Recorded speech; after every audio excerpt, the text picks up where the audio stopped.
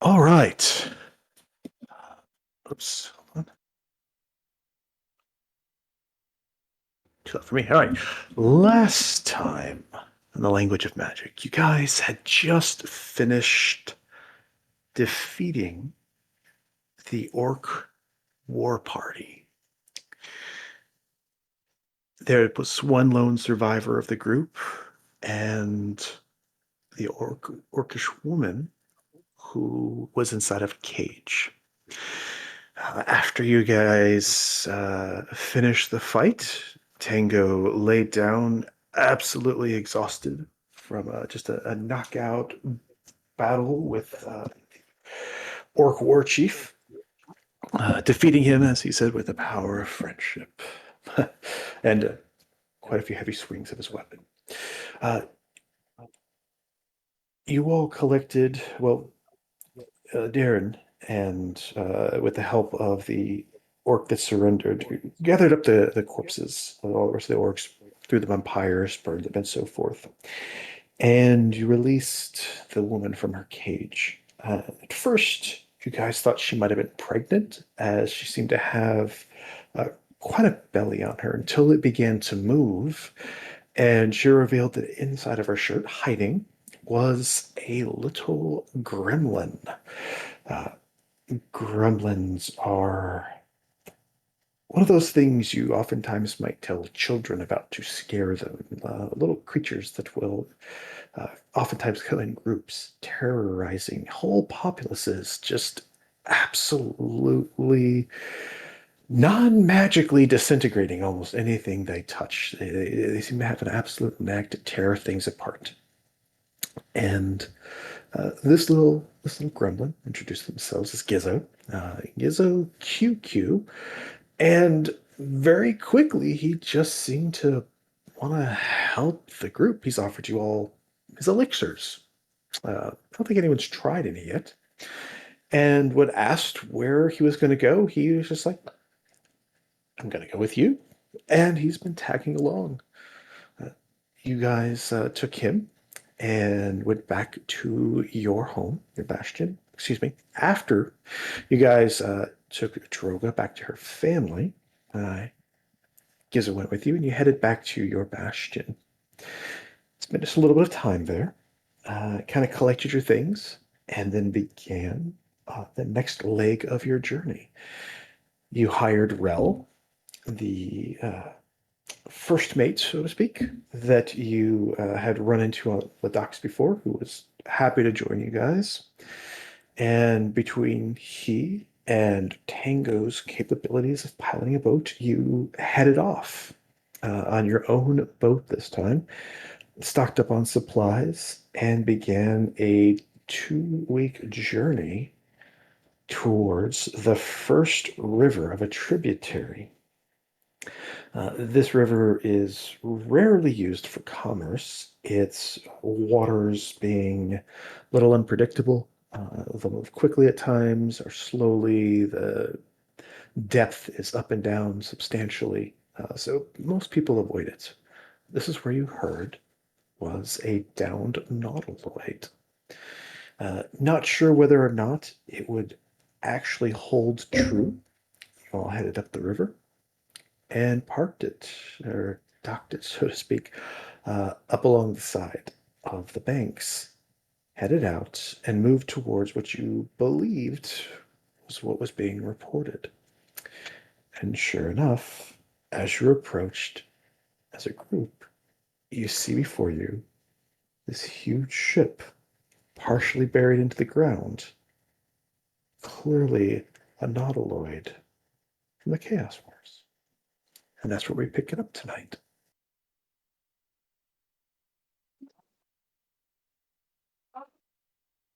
DM, what would we know about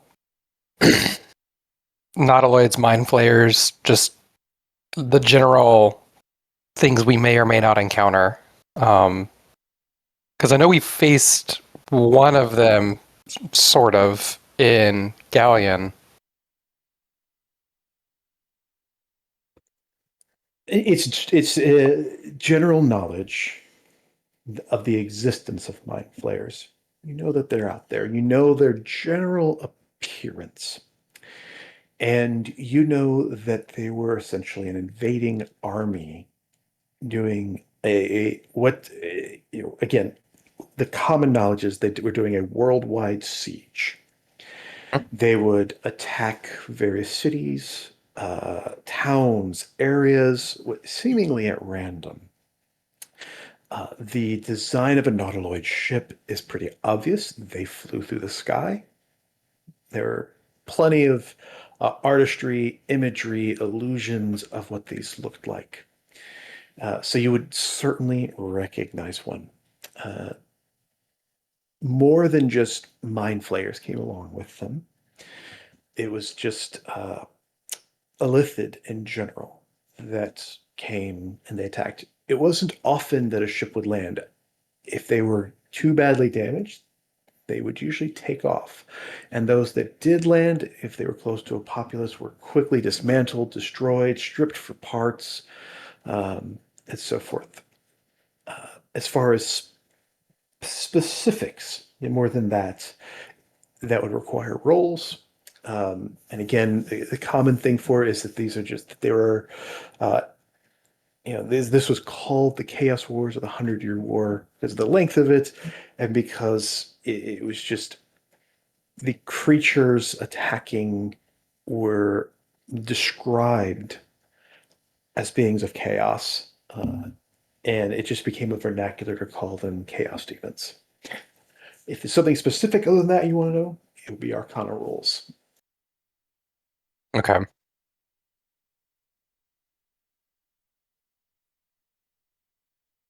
Now, I put you at the edge of the map, and as you guys approach, you certainly see those long ship tentacles kind of popping in and out of the sand. You see the ship rising out of it. But you're further away than you are on the map. I haven't put you that close. Figure I'd give you guys the opportunity to say how you wish to approach or what you would want to do. But you're a couple 100 feet just south of it at this point.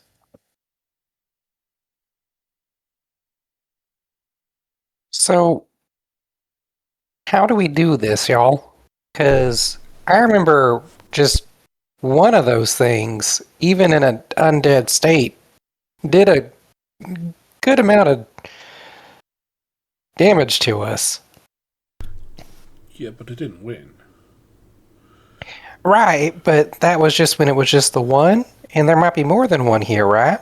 You think there's actually still any here? This thing looks abandoned.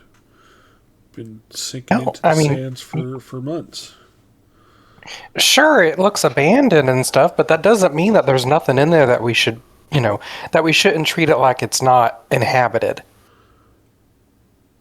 Fair. I'm going to treat it, though, as it's inhabited by things we can kill and not creatures from another dimension.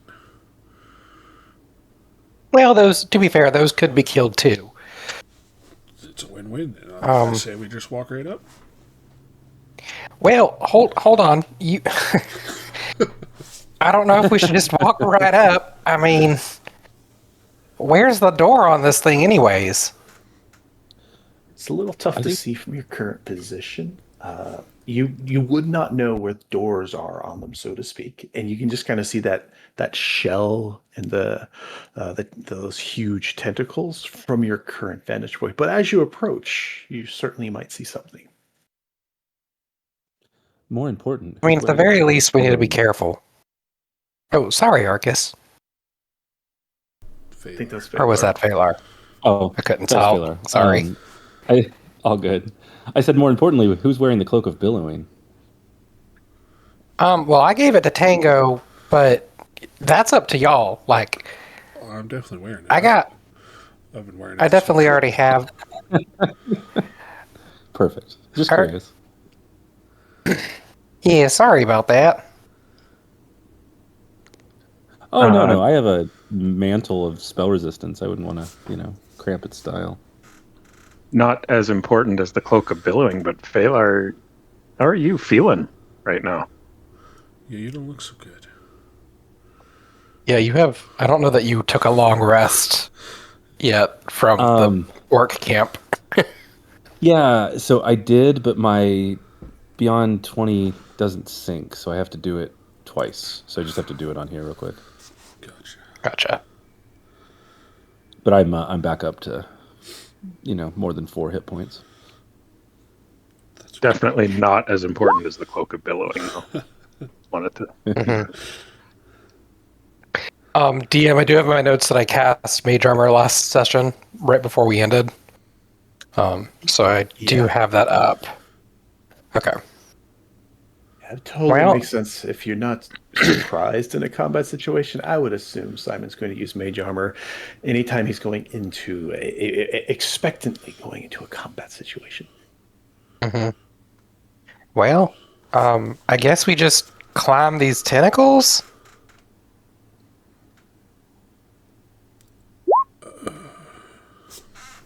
or the shell. I don't know how I feel about touching tentacles. Well, I I mean, can, I can fly. Probably. but it'd just be you, right? Well, I mean, I can carry someone small. Sorry, I'm sorry for jumping in late. Do we recognize this thing, or is it totally foreign to us? No, the Nautiloid design and the look of a Mind Flayer specifically, everyone knows what those are. Or just you'd have to be very isolated to be surprised as to what it is. So even the crackpot crazy old gnome knew what he was looking at when he saw this. Okay.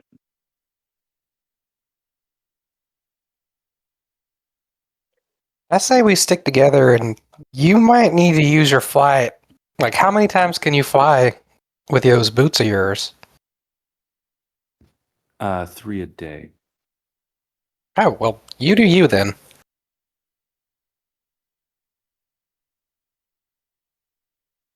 Yeah, they're not too bad. Mm-mm.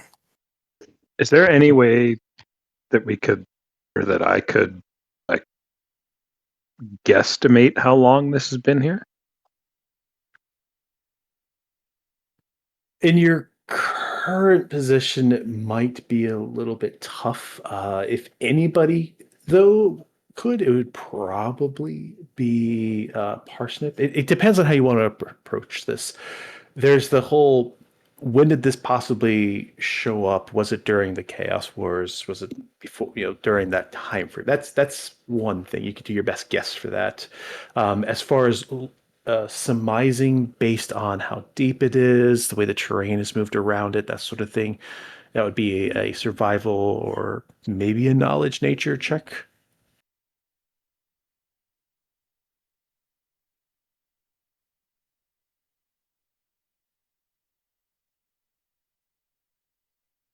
Arcus is pretty curious, so he'll walk up and kind of inspect one of these tentacles. Okay, so just one more clarification, just before you all go up to the tentacles and touch things and mess around. I was saying you guys were a few hundred feet back, further off the map, so I just wanted to make sure you guys could see it. So, if you guys are just approaching, that's totally fine. I just wanted to give you the option to do things prior to being up on this Nautiloid. Gotcha. But I'll move back. I mean, I think we should tread carefully. I don't think we should just wander aimlessly up, but that's up to y'all.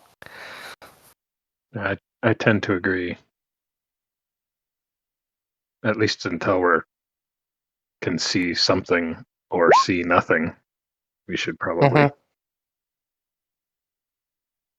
Okay, Tango, as you kind of start walking ahead and you're talking to everyone, uh, you begin looking around. Go ahead and give me your perception check.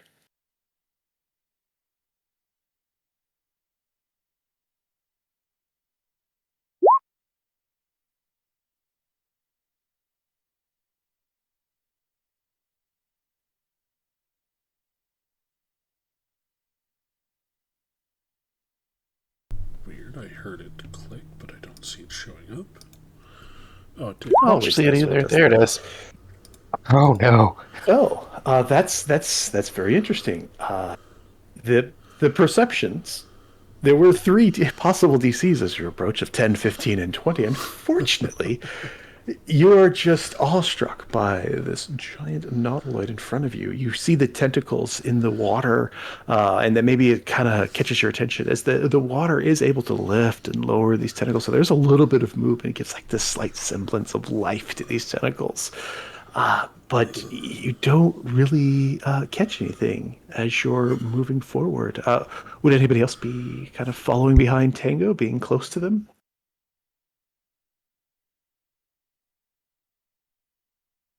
Yeah, I would. Right. Filler, you as well can go ahead and give me a perception check. Wow, snake eyes, that's insane.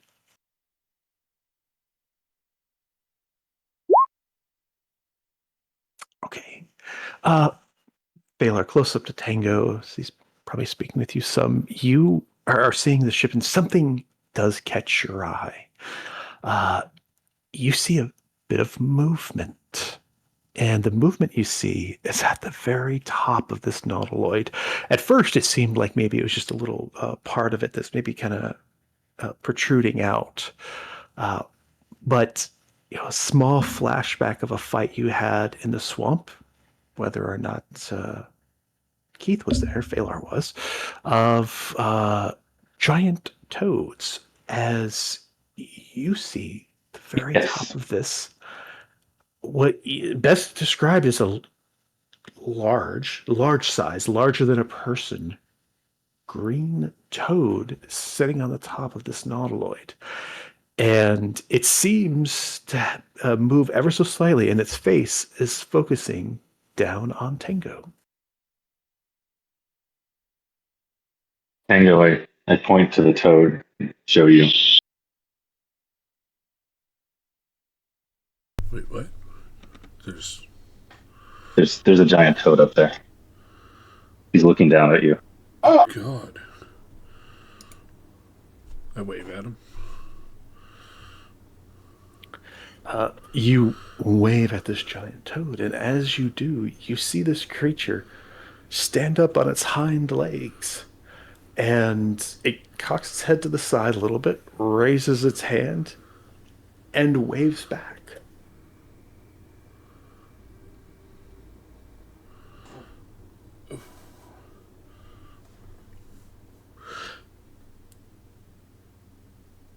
What do you make of that? Hello? Fowler? I'm gonna yell hello. You see it kind of tilt its head a little bit the other direction, and you see it hop down from the very peak down to a balcony, and then down one more balcony. And it looks over at you too, and it goes, hello, as it waves its hand. A moment later, you see a second one pop its head up right next to it, and it goes, ah! And it just seems to be looking at the partner, so to speak, next to it. And then it turns and looks at you all as well.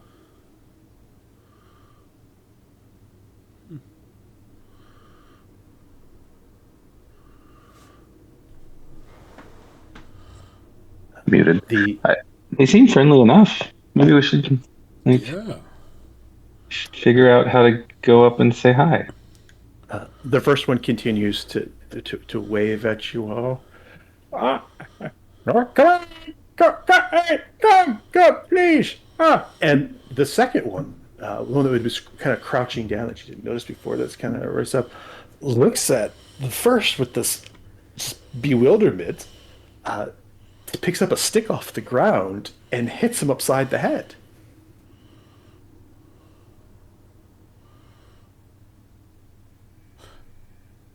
Can I look around for a stick? Sure. There's a forest nearby. There's little sticks and twigs and so forth around. Cool. I'm going to copy what they did and hit Phalar in the back of the head.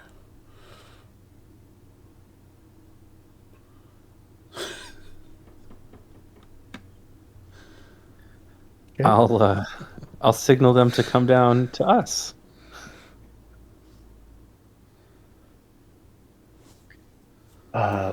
They Come on they down. watch and they look at each other, seeing you do this. They look towards each other, and for a few seconds, you see their heads moving as if they're speaking, but their lips are not. And they seem to, instead of looking at each other, shrug and start to move in your direction, jumping down.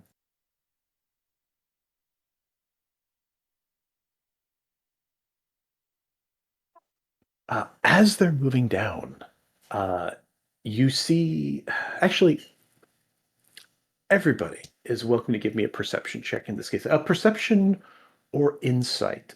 Perception check DC 20, insight DC 25.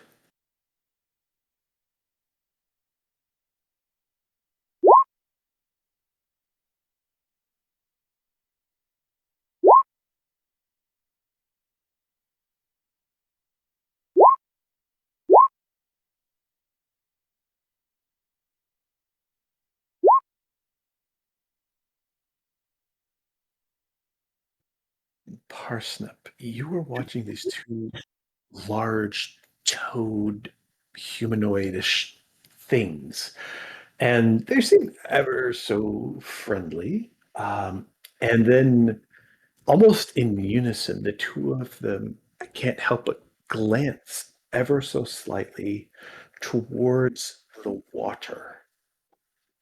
Uh, and it's clear that their facial expression has changed ever so slightly. Uh, we're going to go ahead and roll initiative. Parsnip, you do not have disadvantage, but everybody else does, as you're surprised. I'm gonna do fancy footwork and give us a D8 to add to your turn. Can't talk. Very nice. D8 to add to your. Well, actually, I have to see. I can't remember if that's distance. Does Darren's scimitar work when Darren's not here?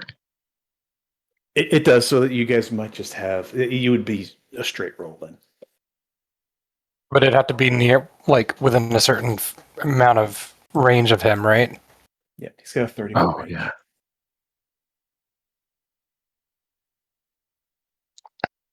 Just barely. Okay, so just a flat roll. Perfect.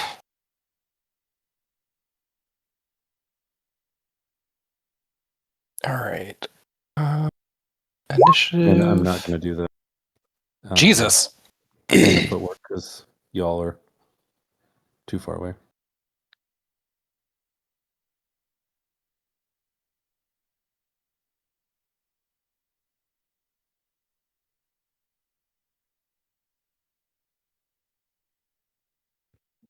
Who are we missing?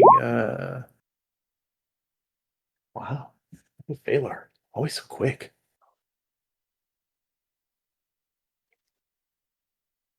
And Tango? Yeah, I just was double checking. I knew I had advantage on initiative from somewhere, which I now remember is from my Ion Stone. Yeah, I think you have it from either fighter class or alert, something. No, from my Ion Stone. Ah, all right. Okay, so just a straight roll. And then Phalar, say you're not using your bonus. Let me see because I think.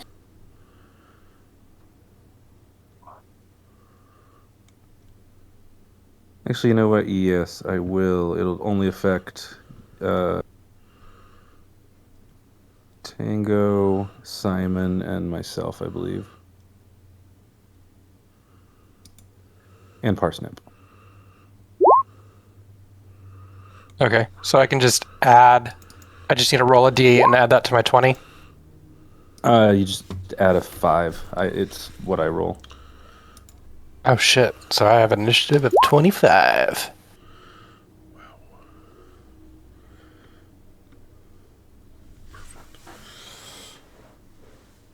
Parsnip, you're 27. I rolled a 1 on both of my initiative rolls. Wow, That's the Tango. second time you've rolled double numbers.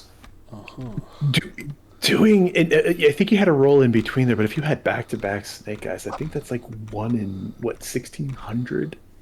That's crazy. You need to All win, right. like, play the lottery, man.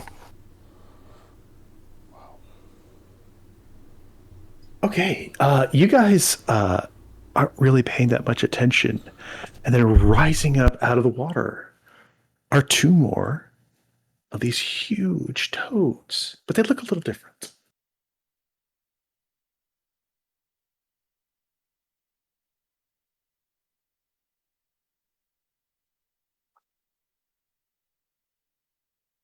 You see a blue and a red version of these, and they're up and they're just kind of looking in your general direction. And then they look towards each other. Again, for a brief moment, it looks like they might be having a conversation in their mind. And the one towards the bottom, the one that's red, raises up its hands in just the most obvious fashion and seems to be charging towards Tango with a look of lunch on his face. Failure, you catch this quickly in our first act. Oh my. How big are these things? They, the ones that are up on the top up there, which you can see a little better, they're probably between 10 and 12 feet tall. They are troll size. They are large creatures.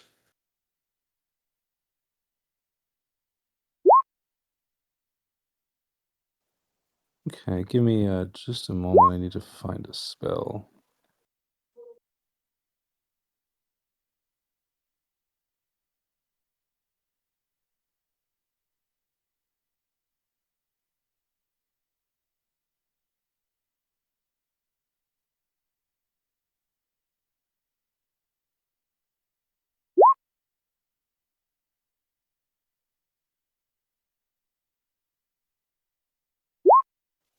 So I'm going to cast Phantasmal Force on the one charging towards us.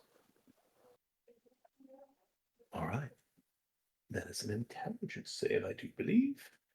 Good one to Yes, use. and it's 17. DC 17. It says 16, I think. Or it doesn't even say it. Oh, yeah, it does. Gets the 18 there. All right.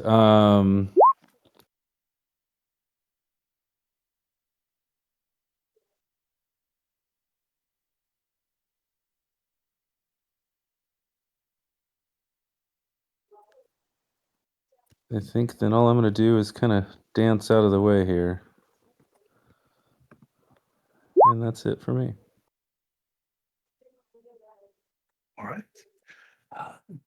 Failure to cast a spell, and you feel strong resistance against magic. It seems to fall over this creature.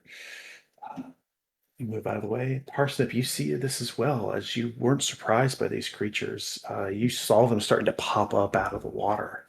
What do you wish to do?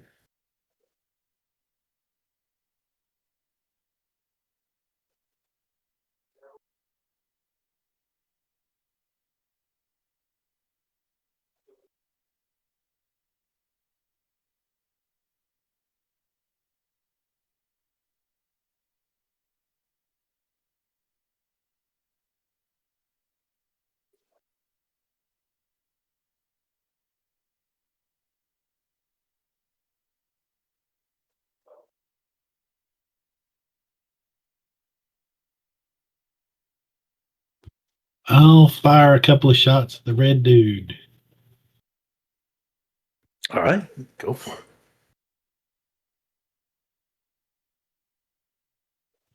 with advantage. Okay.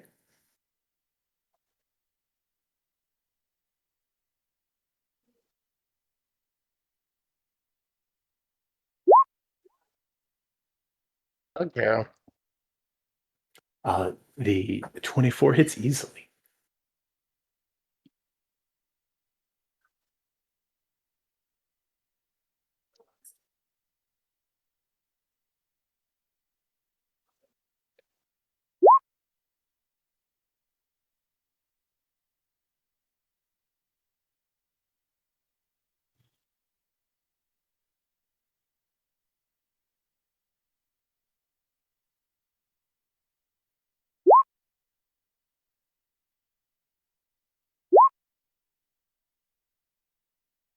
Advantage is certainly working off for you.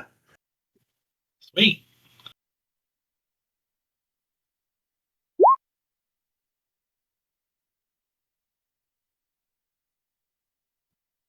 All right. The two arrows at first look like they might not quite connect with it, but that sea breeze just altered their trajectory enough, and they fly straight into this creature. They do stick in. It's not that hard to hit this guy, but he seems like he's hardy. Yeah, they look hardy. I think I'm gonna climb down. Sorry about that.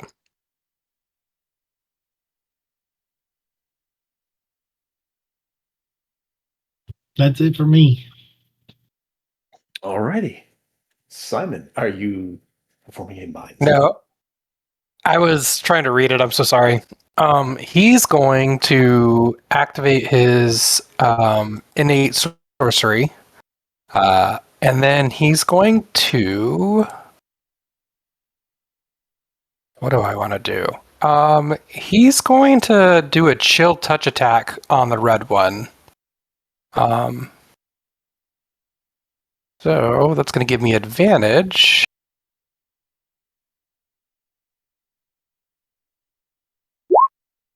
Does a 19 hit The 19 hits. for 12 necrotic damage, and he cannot heal until my next turn, I think. All right. You reach out. Uh, Little spectral hand Oh. appears, brushes up against it. It seems to wince ever so slightly from it. And then he is going to move down here with Arcus. And that's his turn. All right. The red toad is going to go. Not paying too much attention to everything else that's going on. It charges towards Tengu.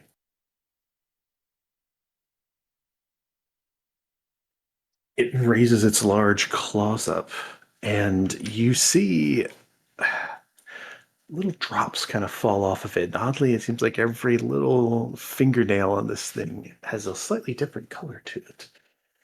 As it begins to attempt to slash down Tango, licking his lips the entire time.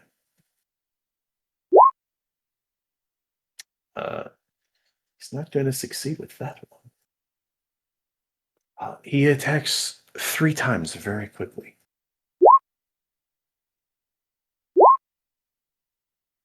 Dice are being interesting tonight. Tango, I'm going to assume that a 22 connects. It does, but I'm going to use a reaction to reduce the damage on the first one that hits. Okay. First one's going to hit you for 11. Let me know how much damage you reduce it by. Gotta remember these things. What is my psionic die?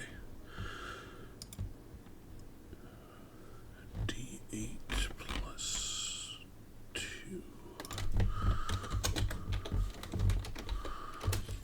I'll reduce it by 6. Okay.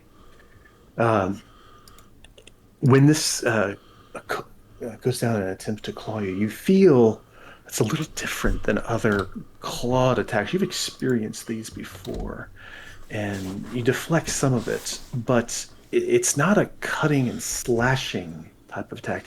At the last second, it bends its fingers, and you feel one of its claws sink into your skin.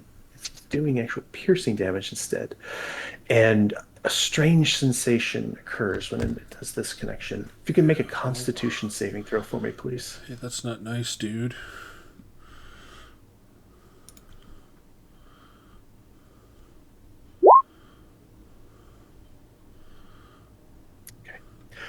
You feel this kind of sensation, but you're able to just push through it.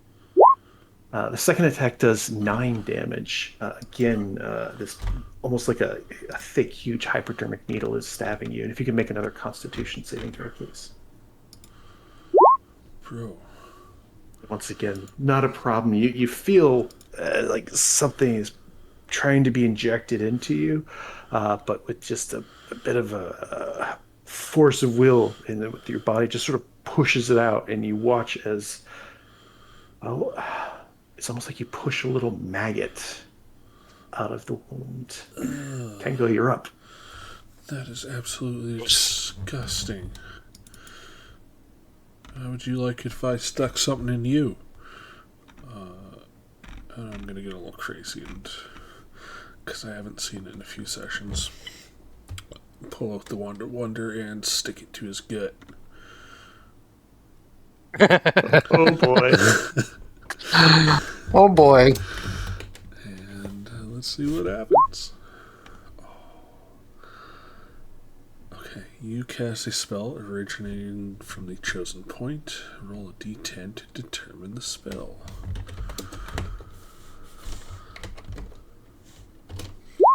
A 1, oh my god. Go, Tango. This one has not been nice to you. I cast darkness. Okay. Okay. This is interesting. We will just do this.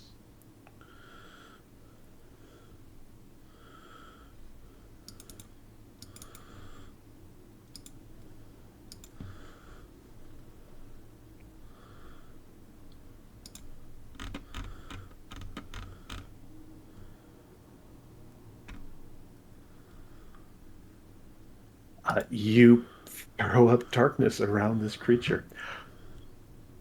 I saw your Constitution saving throw. I thought that was your percentile at first. I thought you rolled a 25 and were stunned again. Not this time. It wouldn't surprise me, though.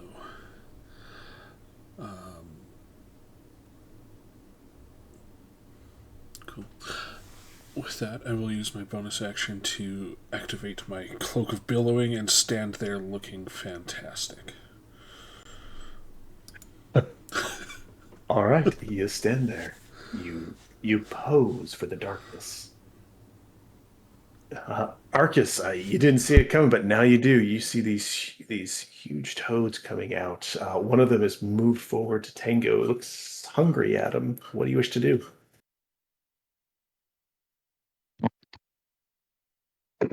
Is that the shape of the darkness in a cone like that? It's actually a circle, but based on your angle, it's blocking. Oh, I see. I see how that works. Okay. Oh, that Tango. I'm gonna talk about this wand someday.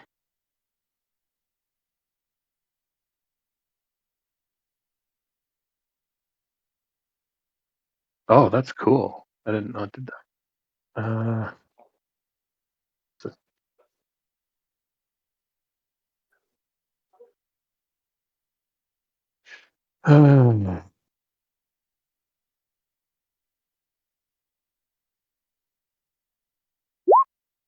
sorry, I had a plan, but Tango darkened it. So backup plan will be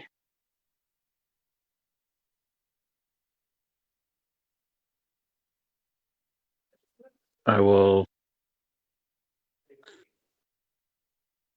firebolt the blue guy.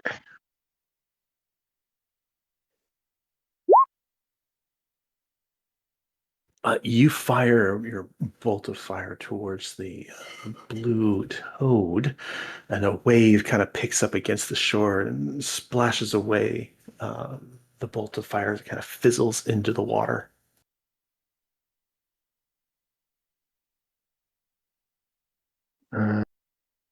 This action, I don't have anything. Yeah, that's it. The blue guy goes. Those of you that can see the blue guy see him continue to emerge out of the water. And you see in his hands, he's got what appears to be about 10 to 12 decent sized fish. And he walks out of the water with them.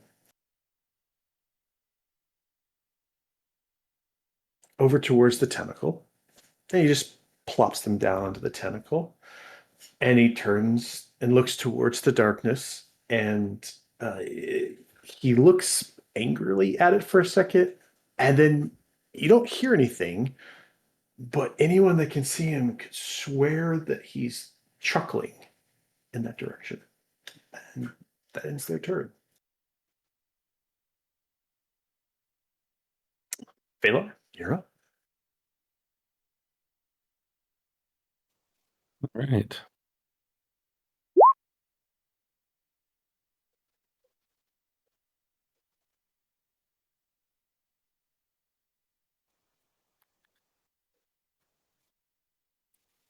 All right. So the one that's not in darkness, I'm going to cast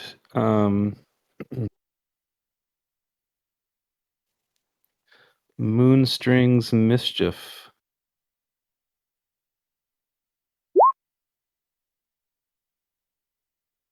So I'm putting a cube around that dude right there. So he's got to succeed a DC 17, or I'm sorry. Yeah, DC 17 Wisdom.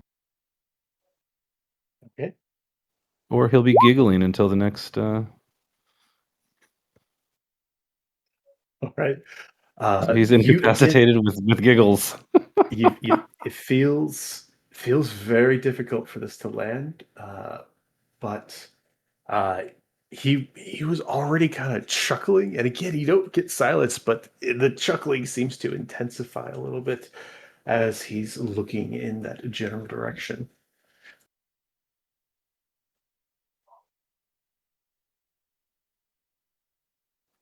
Fantastic. I think that's going to end my turn. I'm going to do just a little bit of movement, but that'll be it. Okay.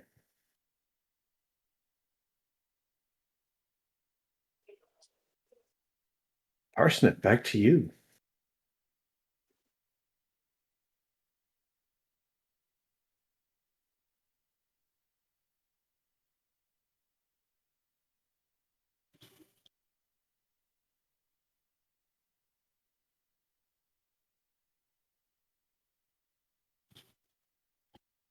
Um,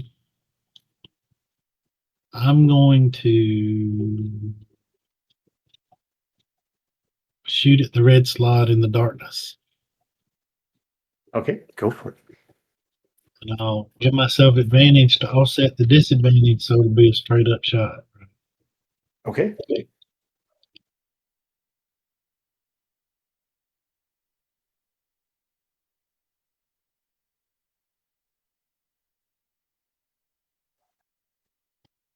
Strike one. Your arrow flies in the darkness. You're not sure if it hit or not.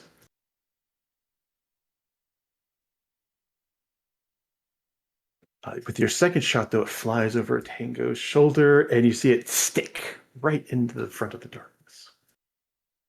Cool.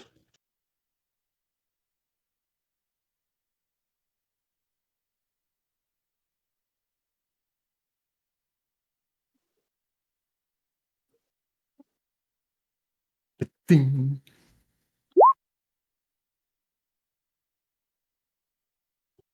I'm going to Ignore that. move and then I'll be done. Simon, what is it you wish to do? I'm trying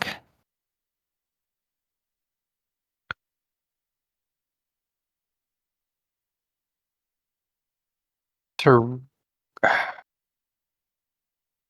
I thought Chill Touch was a ranged attack, but it is a touch attack now, I guess. So I Oh, don't yeah, know it that I could have is. used it because it That's didn't okay. used to be. You're right. It didn't used to Okay. be. I forgot about that as well. That's okay. Okay. I was trying to read that because it says melee spell attack. So in that case, I'm gonna throw a sorceress burst in the darkness. And since I have advantage, it'll just be a flat hit if that's okay. Um, Correct. so let's get rid of advantage, do automatic. You fling your burst of sorceress Dang. energy into the darkness, and it vanishes. Okay. And I'm going to move ever so slightly. And that will be my turn. All right. Tengu, your beautiful ball of magical darkness sits there in front of you. You don't see the creature on the inside. It doesn't see you. Um, so if this is one of those weird situations where the creature in the darkness, if I'm not mistaken, is actually in a slightly better situation than all of you outside of it. Because actually, then you guys would have been in the same situation. Straight rolls. You guys rolled straight rolls anyways. Straight roll because you can't see its attacks coming. It really couldn't see your attacks coming either, so you guys will have straight rolls, you just don't have advantage. All in all, as you stand there with your cape billowing, clawed hands come flying out of the darkness, attempting to attack you.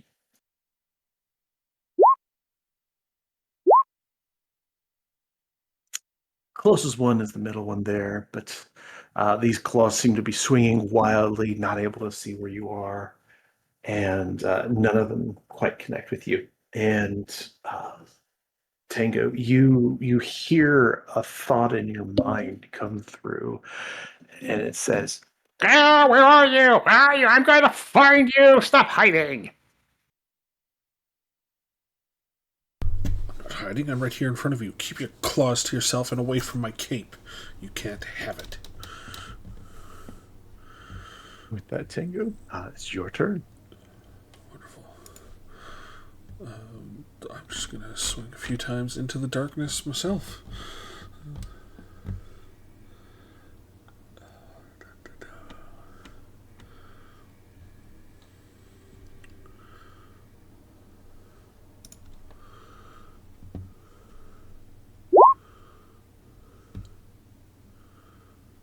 You swing into the darkness, and you feel your blade connect. Excellent.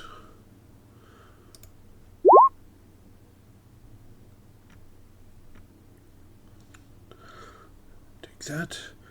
And for your second claw,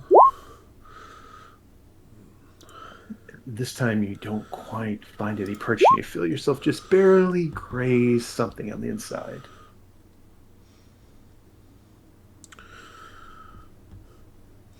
all right. Now you know where I am.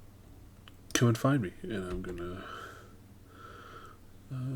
take a few steps back. Ah, stupid food!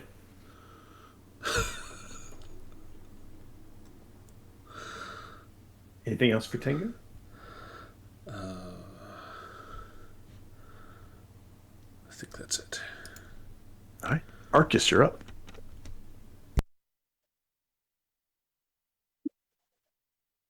So the blue guy is laughing. Can't see the red guy. Are these two up here? Are they doing anything? Oh, no, they're just watching.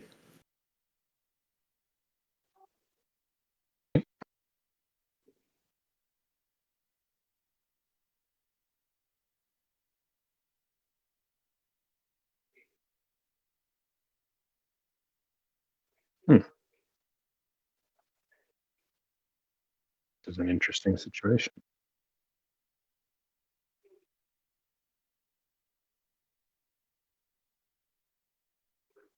I think Arcus will just move to here and take the dodge action. And yeah, Okay, that's fine. Um, Blue, very large toad. If I'm not mistaken, he continues to giggle, or looks like he's doing a belly laugh, even though he's not really making any sounds. Failer, back at the top. What do you wish to do? I can I can re-roll the table on him, so I'm going to do that.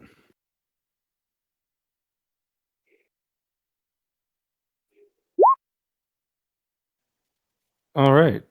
So he's now in difficult terrain instead of giggling.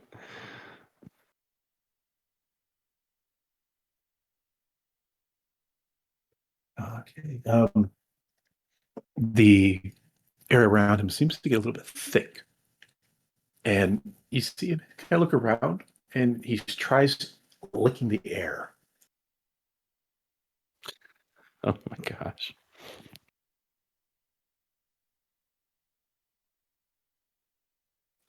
I think that's it for me this time. I Is that believe. an Well, action to keep it going? that's. Let me see. That's what I need to look at real quick.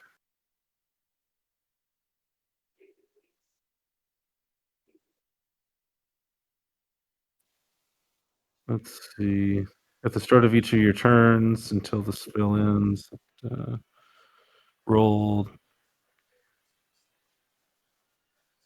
It doesn't actually say it's my turn. Here's the.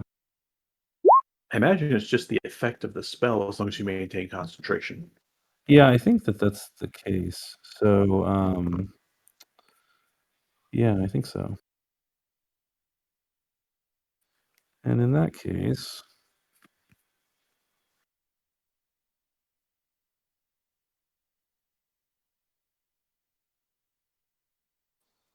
just have to find a thing that doesn't require concentration real quick.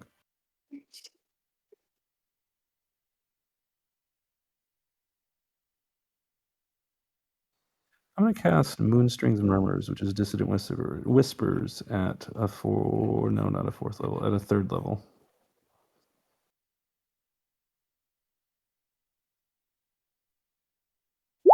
So Wisdom 17 save. Because you're going for the blue guy again? Yes. Yeah, the one that's in I think you molasses. have to. What's that? I said, I think you have to. And once again, just barely seems to be affected by it. So why that rolled twice, it looks like. But yeah, the first one. So he got hit with that. Awesome. Yeah, that'll be my turn then. All right. Again, their minds feel slippery and weird, but you're able to land with just barely, probably with a little help from your recently acquired violin. Parsnip, over to you.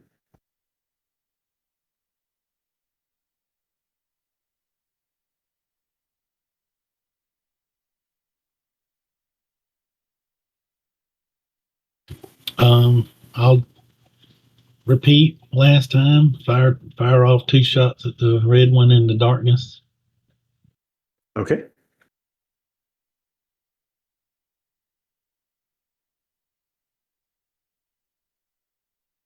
You connect.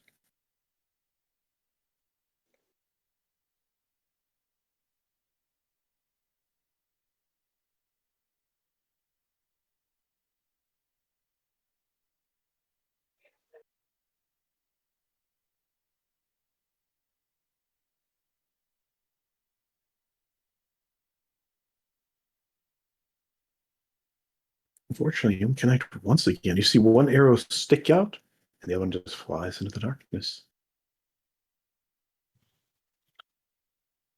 Well, I guess one's better than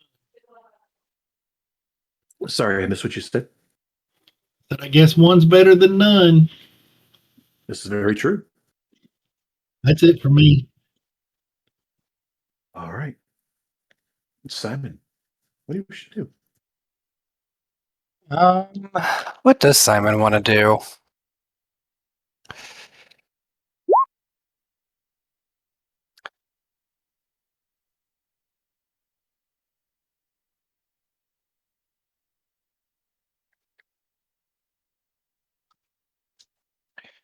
I have to. Yeah, I do have to see.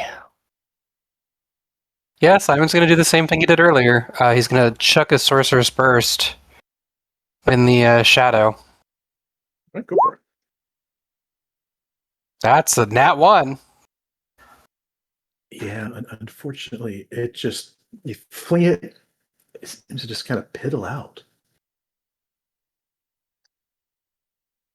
Oh boy. Alrighty. Well, that didn't work. So he's going to move over with Arcus. All right. And that'll be his turn. The darkness.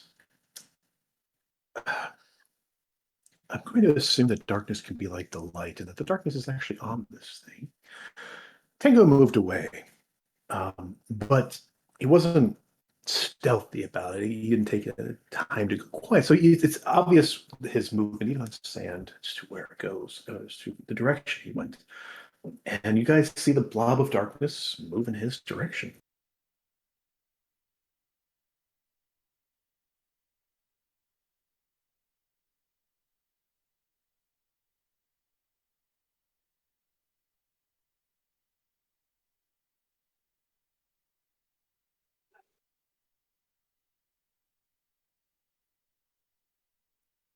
You see claws come flying out, and it's at this point you realize they've got a little more reach than you expected as they come flying towards you again, Tango.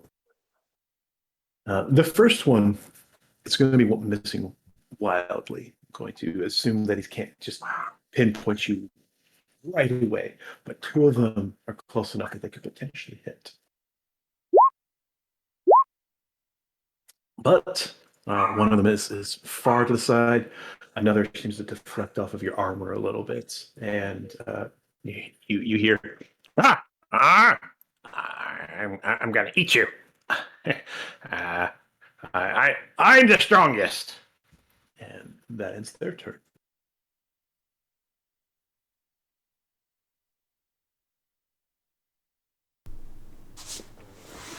You're not going to eat me.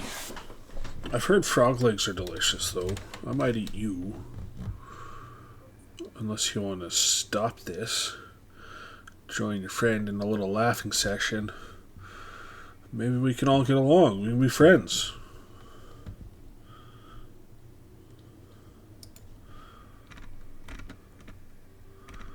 No? No response? Okay. I'll step forward.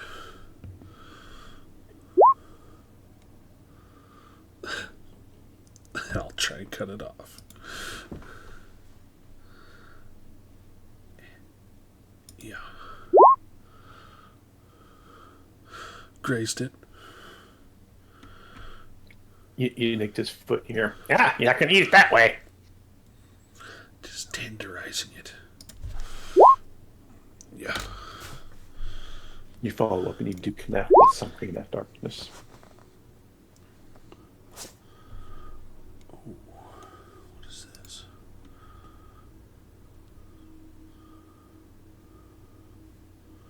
Okay.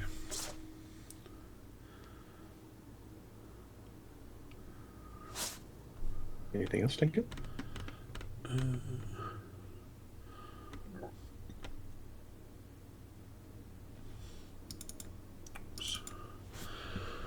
No, I'll stay put. All right, Arcus. for a moment, you see a little leg pop out and kind of wiggle and dangle in Tango's face as if offering it up as a meal. But it's unfortunately back into the darkness. You've seen it move, but you still can't quite see this red toad-like creature. Hmm.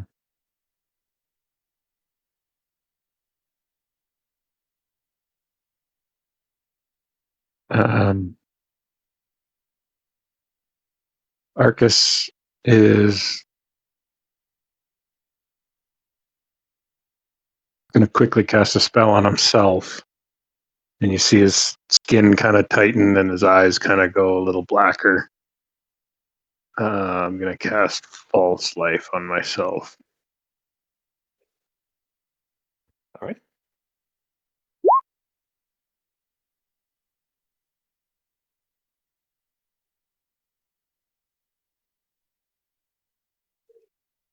What's the 14 from?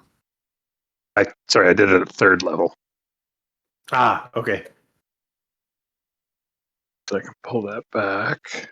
Oh, weird. It didn't take it away. And then, let's see. Am I close enough to everybody? I'll take one step forward just to be a little closer. And that'll be my turn. All right. The blue toad in the back there. He kind of was shaking his head a little bit after Simon. Excuse me. Yep. No. It's Valar. Valar invaded his mind ever so slightly. But the headache seems to be gone. He looks over towards one of the fish, picks it up, swallows it whole. Just kind of sits back a little bit and crosses his arms and keeps looking towards the darkness. Valar?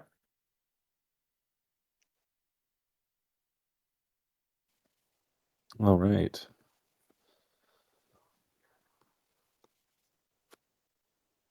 So Tango, I'm going to cast Woven Emotion on you from the Blood Violin and give you,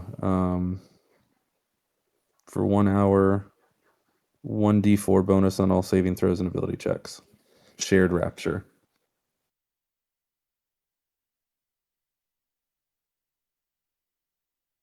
Sick. There's the info. So that is my action.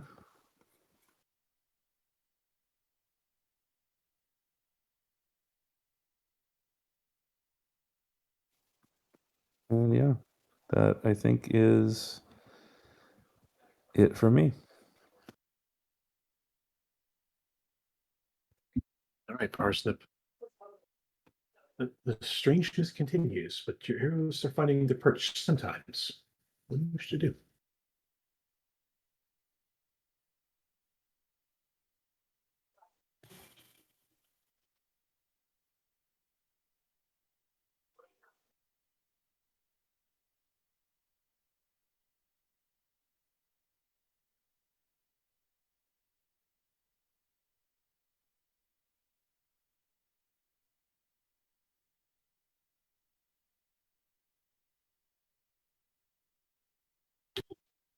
I'm going to cast a spell and plant 4 arrows in the ground. And that will be my turn. Okay, fair enough. Simon, back over to you. Alrighty. Let's see if I can do this one more time.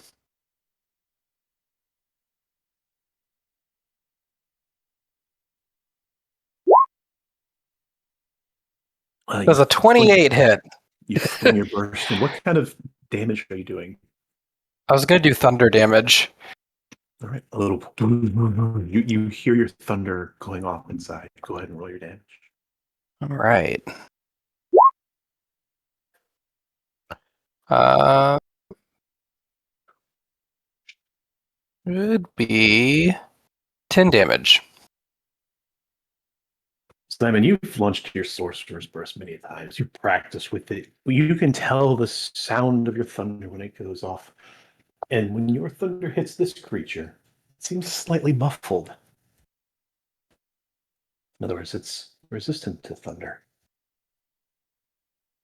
Can I share that information as a bonus action and just say, looks like he's resistant? You don't have to use a bonus action for that. You guys can say a few words here and there during your rounds. Okay. He's resistant to thunder damage. And I think I'm gonna stay where I'm at. That'll be it. Okay. Tengu, you hear thoughts in your head. They don't seem like they're directed at you, more like a creature that's talking to itself by thinking, and thinking into someone else's mind is their natural language, and you just happen to be close enough. You basically get, that's stupid. Bluey could be telling you where he is, but that's stupid thing. As three claws come out of the darkness, attempting to hit you.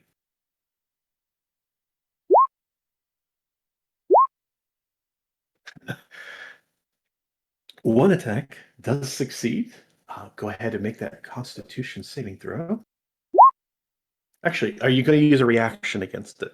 No, I'm not going to. Okay. Then if you can make a Constitution saving throw for me, please. Once again, it's a little bit harder this time, but as it pulls out its wound and your body kind of closes up against it, you see this little kind of green tadpole plop out of you and flop down onto the ground. Excuse me, not tadpole, but like a little maggot. And you'll take 7 points of piercing damage. And with that, you're up. Okay, that one hurt. You gotta stop that. I don't need maggots in me, whatever that creepy thing is. If that one's Bluey, are you ready? Ready to get cut to pieces?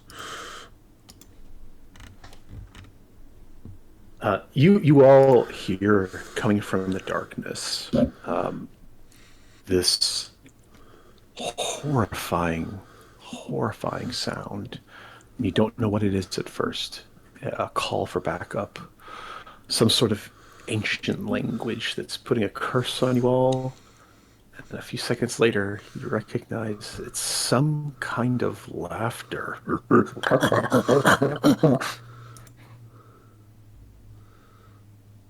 Gross. Don't do that. And I will strike at him, adding a psionic strike to hopefully finish this guy off.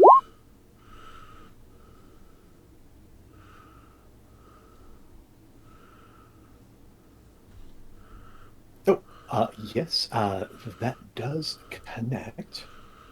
You feel your blade hit into him, but even as your blade strikes into him, that laughing sound seems to continue. Okay. Since I was able to hit with my psionic strike, I'm going to use my telekinetic thrust.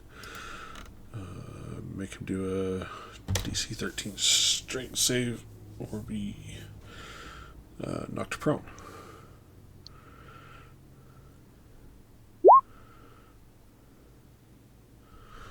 Okay, you stay standing.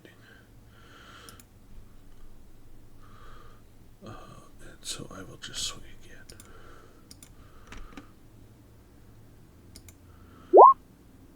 Oh, baby. And that is a crit. Regular damage.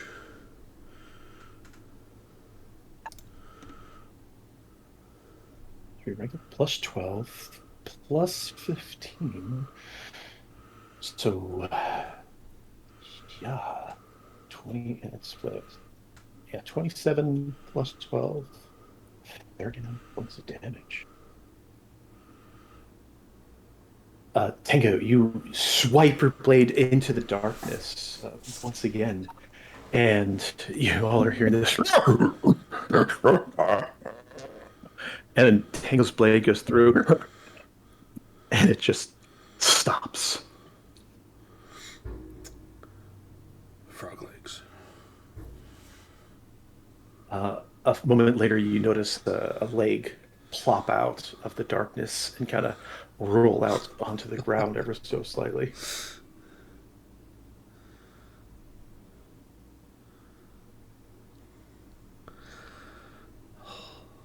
Gross. Anything you wish to do, Tango? Oh,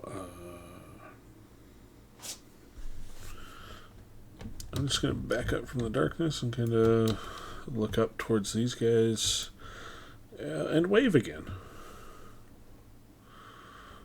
The one on your right, there left, but the one on the right, he immediately waves back to you. He seems to have a grin on his face. And the other one looks at him again. It just seems bewildered at his waving at you.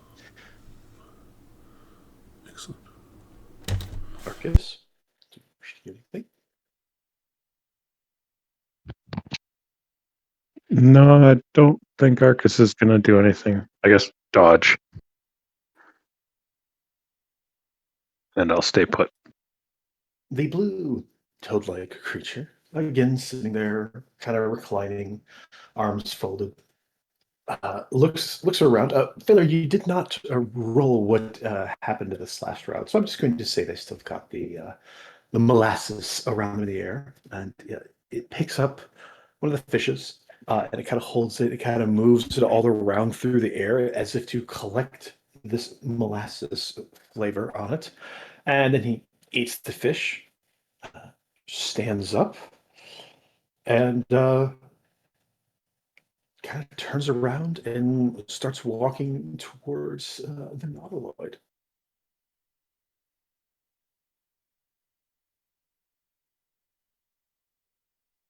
Baylor. All right, then it's probably out of my 20-foot cube. Then I imagine. Okay. And since I can only move it about 10 feet, I am gonna not worry about it this round.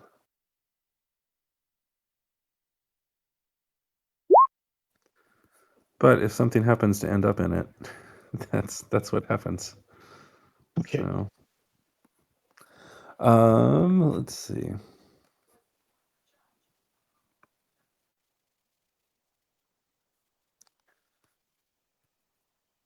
Activate my winged boots and fly over and sit on this rock.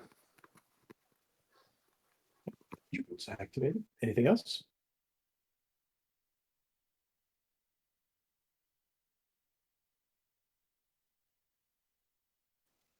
That is for you, Tango.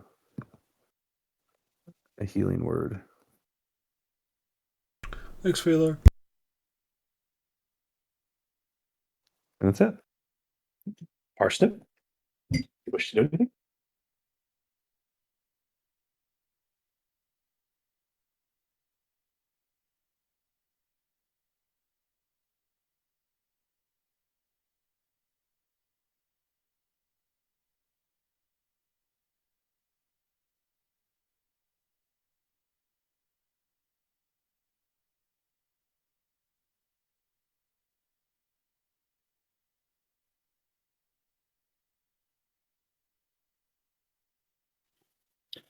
I'll fire at the blue one.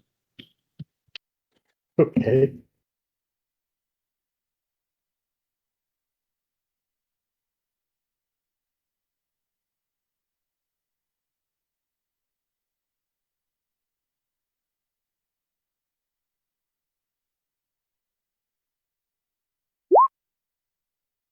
Team hit.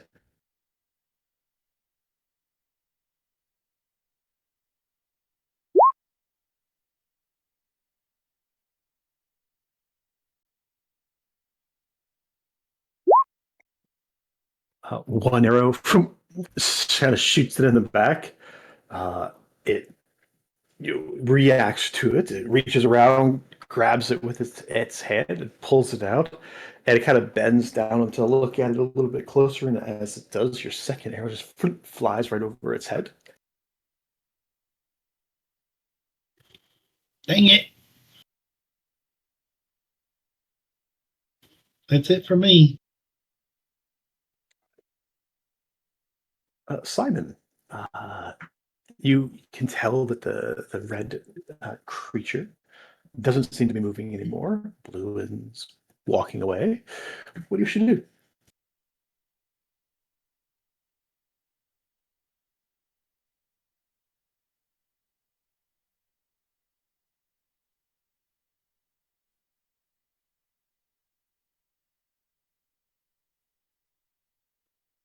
And if you are speaking, Simon, you are muted. I was muted. So I've gotten the sense that they can speak telepathically, right? Or is that something that only Tango knows? None of them have communicated with you telepathically. I would say that judging by the way that they seem to be looking at each other and uh, reacting as if they're speaking, but they're not speaking, for Simon amongst everybody, it would be quite obvious to him. No role would be required. You'd just be able to recognize that. Okay. I'm going to move up. And... shoot, I'm still out of range.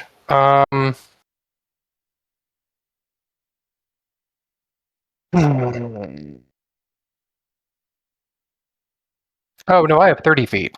Heck yeah. Okay, so I can do 10 more feet of movement. I don't know if that'll get me where I need to be. Nope. All right.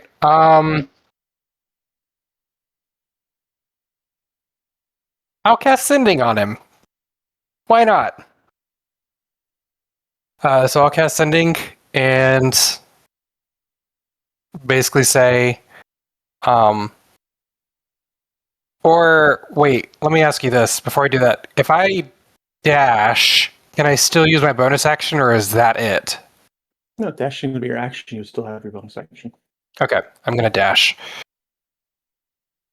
and get closer. And that should get me right where I need to. All right, so I'm going to just communicate telepathically with him. And I'm just going to say, pretty sure we killed your friend. Are you hostile as well? Or are you going to be friendly?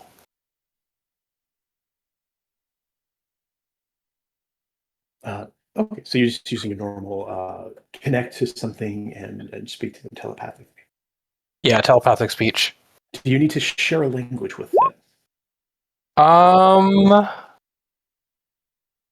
Yes. We must each mentally use a language the other knows.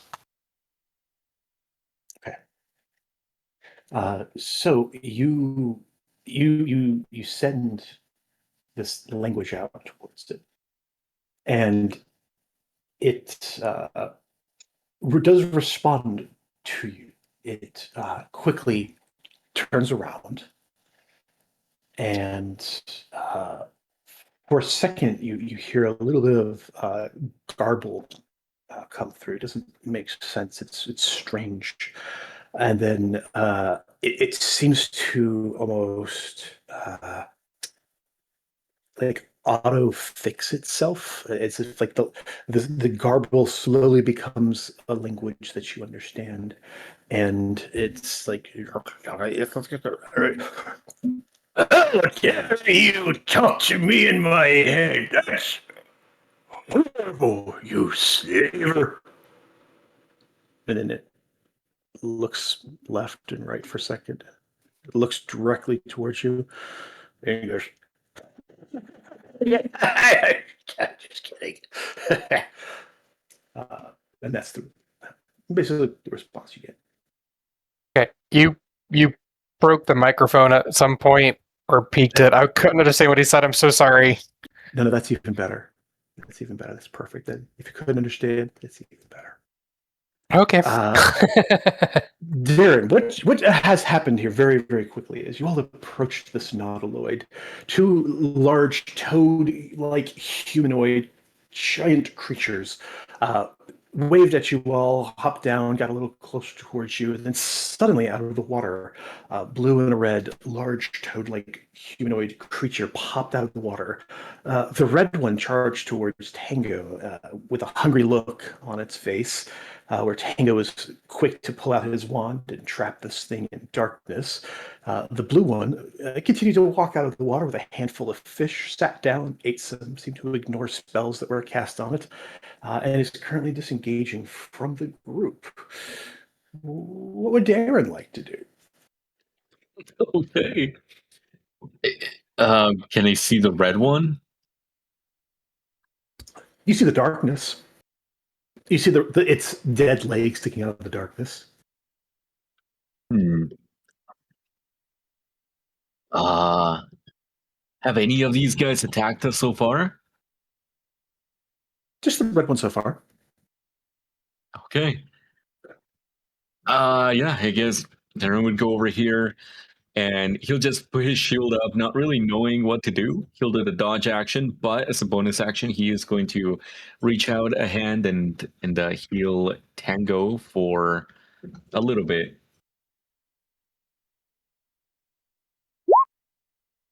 I guess it really is a little bit. You aren't wrong. Yeah, that's just a touch of healing. Yeah. Yeah, just a poke. Just poke him. Darren, that tickles. Yeah, that'll be it. That's turn. All right. Tango, do you wish to do it?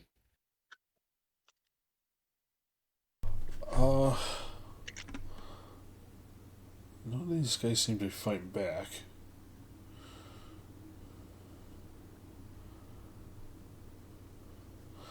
Oh, can I start walking up this way? You can. Once you start trying to get up these half-buried tentacles, it's actually going to be Difficult terrain. difficult terrain to be moving on them, trying to climb up and so forth. So it'll slow you down. 10, 15, 20, 25, 30.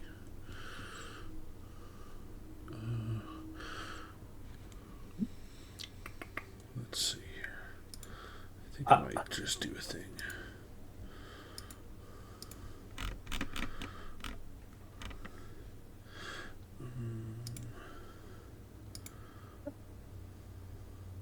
No, I can only do that once per long rest. I don't want to waste that. I guess I'll action dash. 5, 10, 15, 20, 25, 30. I'm just trying to get up to these guys up here eventually. So that'll be me. Arcus, do you wish to do anything?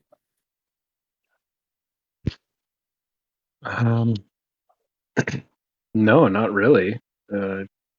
Don't think Arcus is just kind of taking the lead from everybody else, so nobody's fighting, then he'll just be happy not to be fighting. All right. We'll move a little more to the middle of the group, but nothing else. The blue toad seems to climb up a little bit, heading towards the other guys. Phalar. I will fly over here and then start following Tango.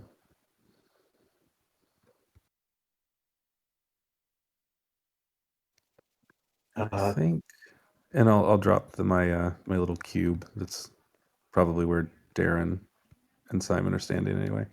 Since I didn't Okay.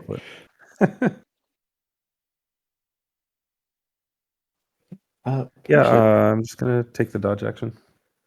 Parsnip, are you going to continue attacking at all?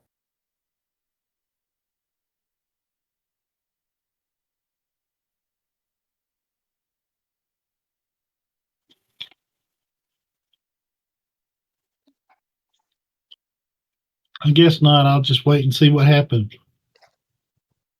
All right.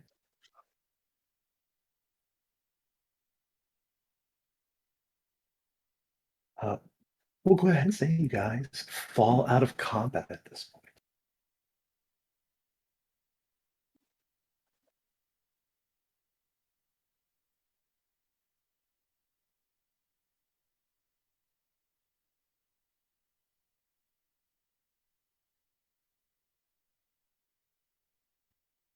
Uh, the large green one that initiated waving and talking to you all. He sees Phalar flying over and Tango climbing up. He's like, "Oh, dear, come!" And he kind of waves his arms back and forth and lifts one leg up at a time as it doesn't look kind of slightly goofy. Um, as you begin to get a little closer, you do notice that at one of the times he's kind of rocking back and forth, his hand seems to grab on, almost like there's an invisible bar up there. And then as he moves it back, he now has a kind of like this weird stick, long staff in his hand.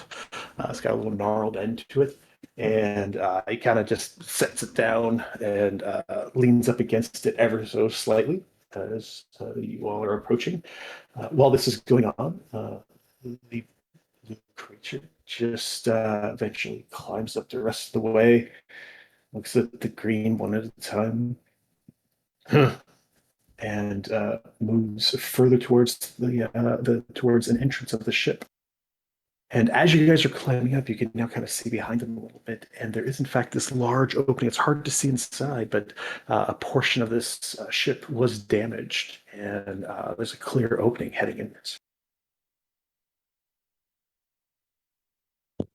Aaron is going to slowly try and make his way past them. The blue one is continuing on, and he seems to be heading in towards the ship. You're going to try to go past the green guys? Yeah.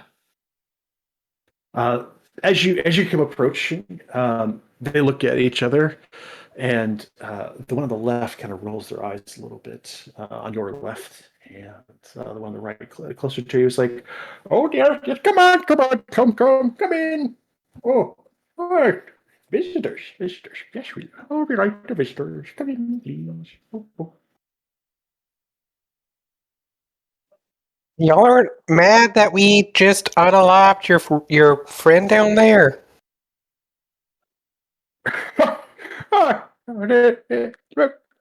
Bluey put him up to it. He said, "Hey, you should go eat those things." And he tried to do it. Y'all don't seem very upset that he's not with us anymore. Look at you.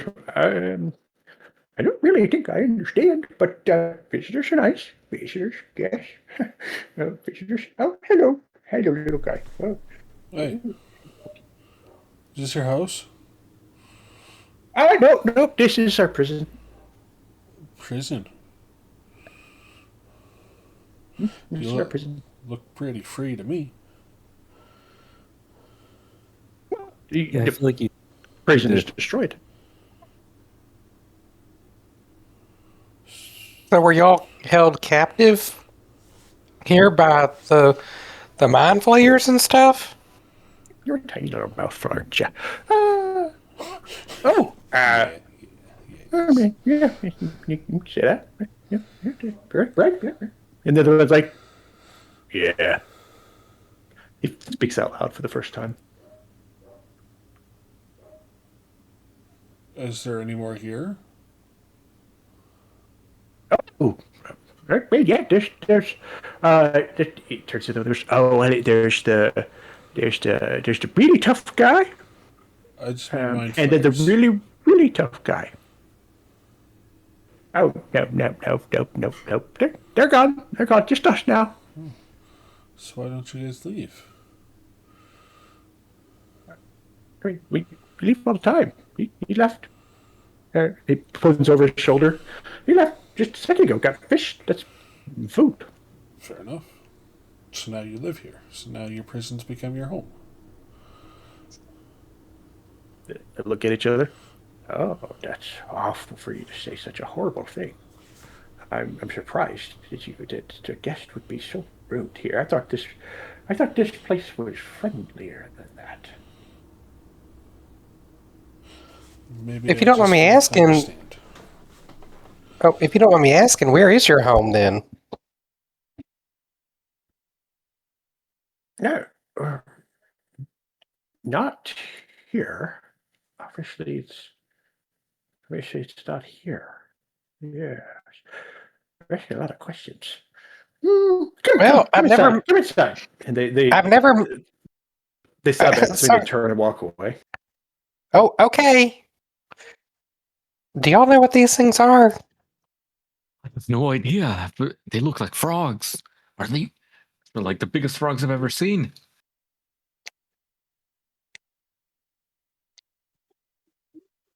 Devin does, but Nip doesn't. Yeah, I haven't a clue. Yeah, We Steven should, knows, but Simon does not. we should check out their quote unquote prison home. Maybe we will find something useful. What was our whole mission here again for the old kooky guy? Honestly, it's just to investigate. Find treasures? Yep, investigate, find treasure, and split it with the gentleman. That's good to me, I suppose. Good. Let's get looting. Last one inside is a big frog. I'm gonna hop on in and start ritually casting detect magic. All right. Is there anybody that doesn't enter in with the rest of you into the ship? All right, give me 1 second then. Arcus will enter, but he'll enter last. That's fine. There it says from the front. Ha! Arcus, you're a big frog. The big frogs went in first, though. He's now very confused.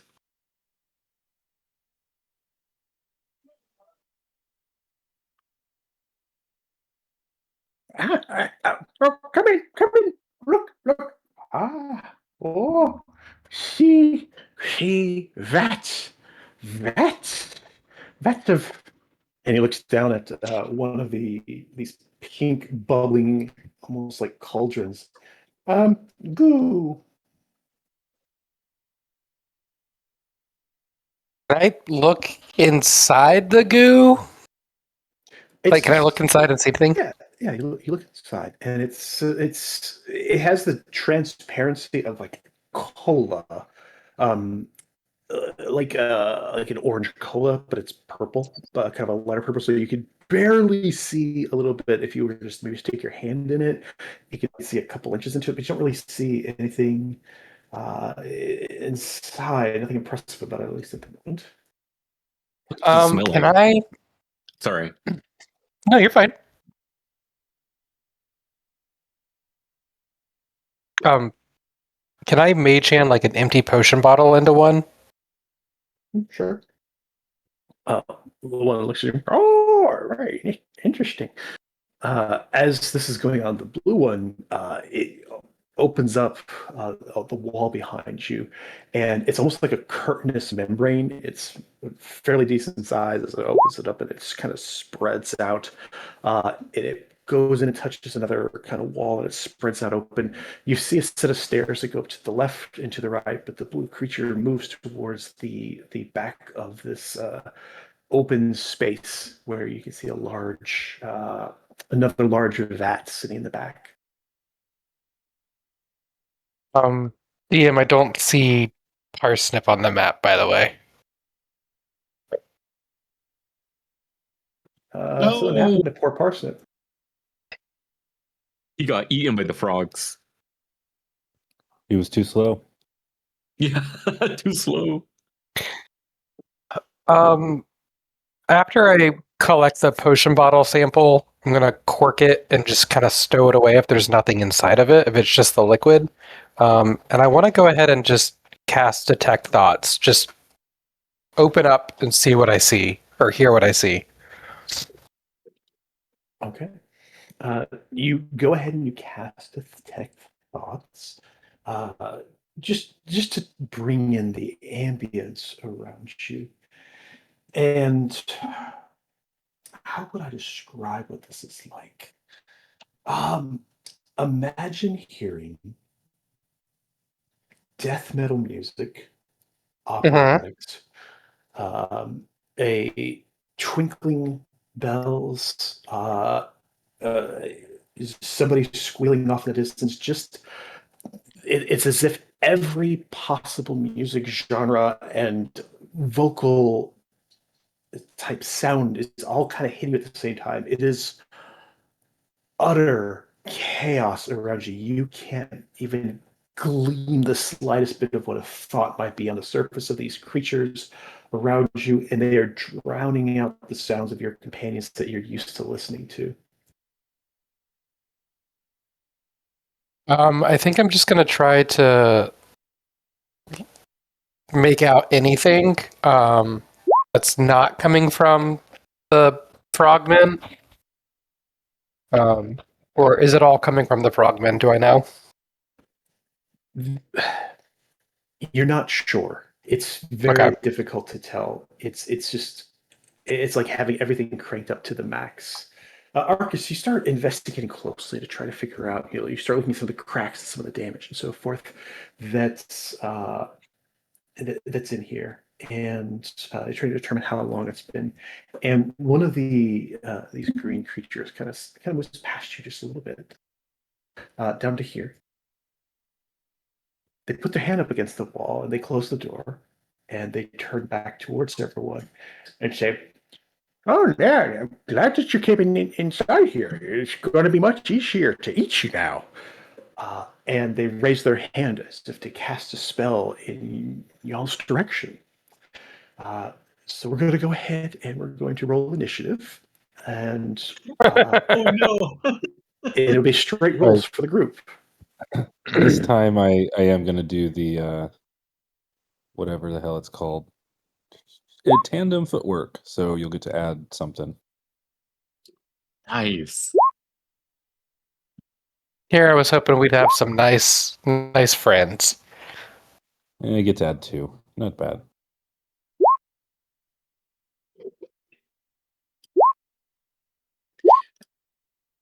Sorry, DM. I don't know how to set it just to be straight instead of. It's fine. It's fine. You got 12. You said we add 2? Yes. Yeah. I guess it's at the 2. Oh, I don't know what I did, but I vanished there. I had a 12. Where did you go? You're gone. Did you delete your token? I don't think so. He used Possibly. the Oh, yeah, I did. invisibility. Get you back out the 12, 14. Perfect, because you were 14. No, sorry, I was a 12 with the bonus. Natural 10. Okay. Anybody else missing from the mission? Excellent. Let's put back on our quirky little combat music again.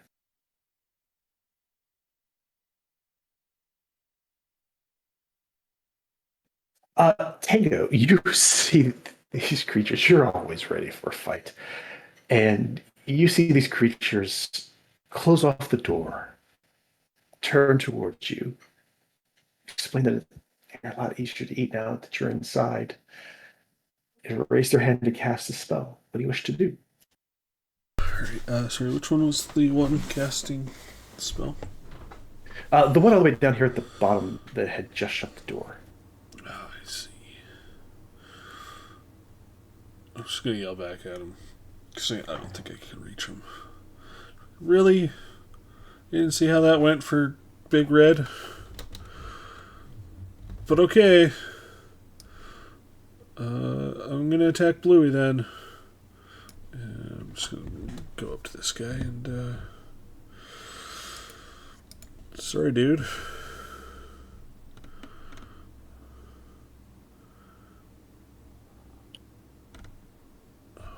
Just making sure I can check off the right things. Does it look like the guys they were showing us this liquid? They were avoiding it, touching it, using it. Oh, they were stepping right through it on the ground and so forth. As you walked back towards Blue, he's probably got his finger in this one in the back, and he's kind of swirling his finger around it, so they don't seem to be avoiding it at all. Okay. I'm going to reposition myself over here. And I'm going to swing at him with a psionic strike loaded up.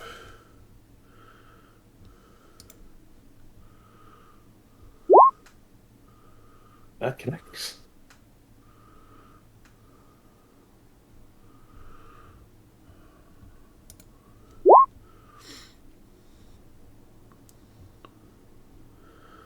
Significant chunk of damage done to it. I'll do a telekinetic thrust. I'll try and push him back. Sit. Okay, no pushing back.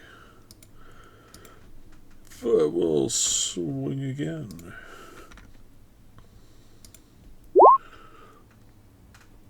Nice. Get rid of those ones early. Yeah. And a shillelagh for good measure. Okay, yeah. You channel the power of parts of shillelagh through it. Sorry. Oh, good. And I think I will hold position there, EOT. I think this one goes from you hear it kind of connect with your mind for a second. It goes, I was gonna just show you guys around, but guess greens want to eat you.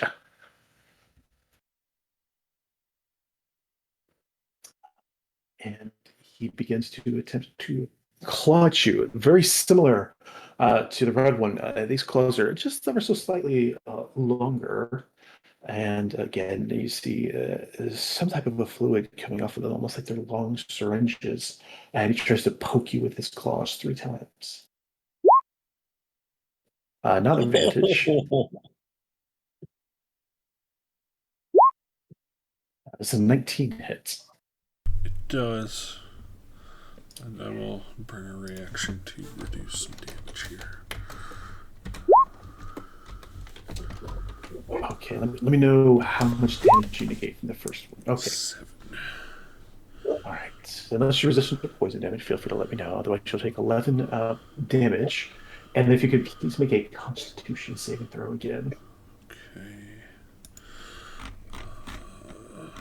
Don't think I'm immune to poison. 11 points. Con save. Ooh. Oh wait, I have that for an hour from You do. From Bill. That's right. You can have it before. 4.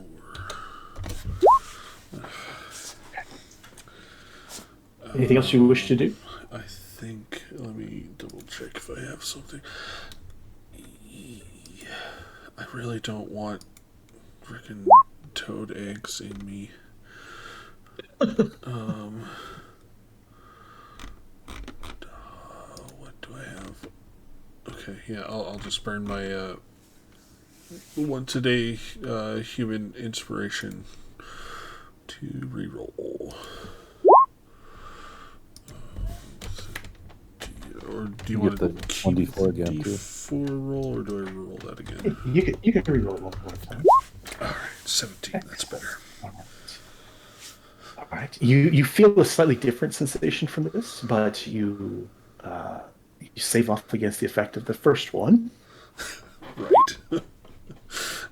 The second one is 9 points of piercing damage. If you could again, please make a Constitution saving throw. Okay. And the third will be 12 for the Constitution saving throw for it as well. Second and third. that D4. You want a 4 for that D4 this time. DC's 15. Ooh, I'm having toad babies. Okay. You find your. It's not a baby this time. You feel this kind of. Your heartbeat pushes a poison through your body, and you feel yourself with some strange feeling.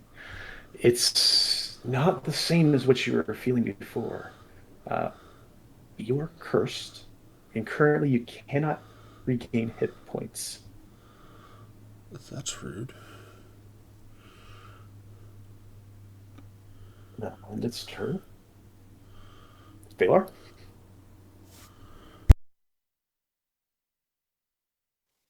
Yeah, so I'm gonna kind of fly down just a little bit and pluck the blood violin and cast blight on this one here. And which one?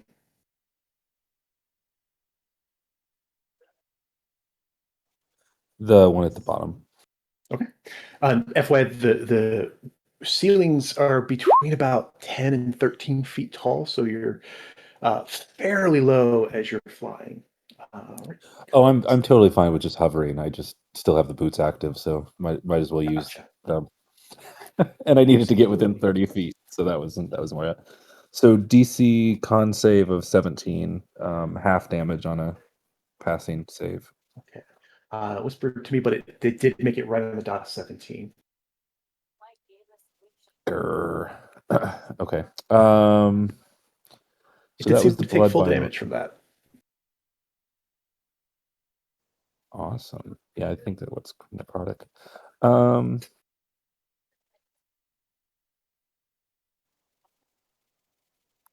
Tango, have another healing word. A little, hopefully more than He a can't. tickle. There's 17. Oh, can he not? He can't heal. Although I don't know that we would know that. Yeah. Yeah, that's fair.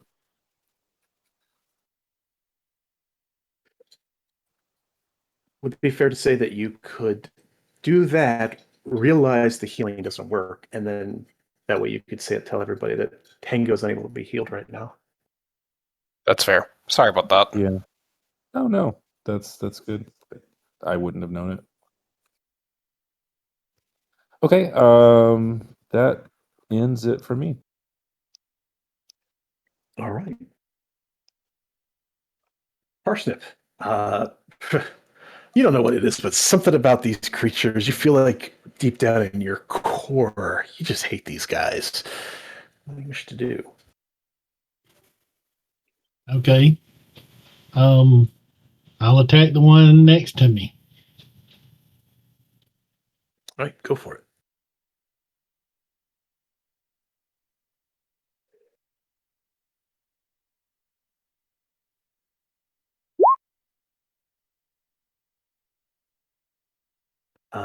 You ignite your staff and attempt to connect with them, and they have their own kind of staff stick out, and they deflect it out of the way.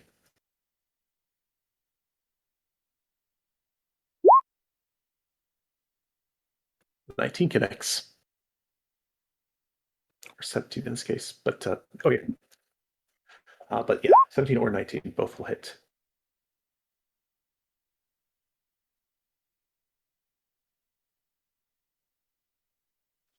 So 8 force and 1 psychic. Okay, doesn't seem to do full damage to it. He looks down at you and goes, "Ow."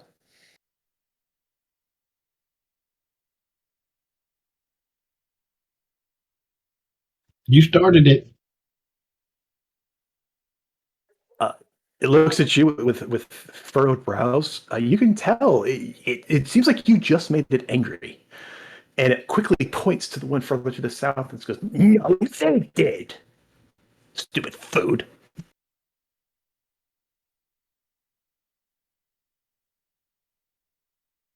That's it for me. Darren.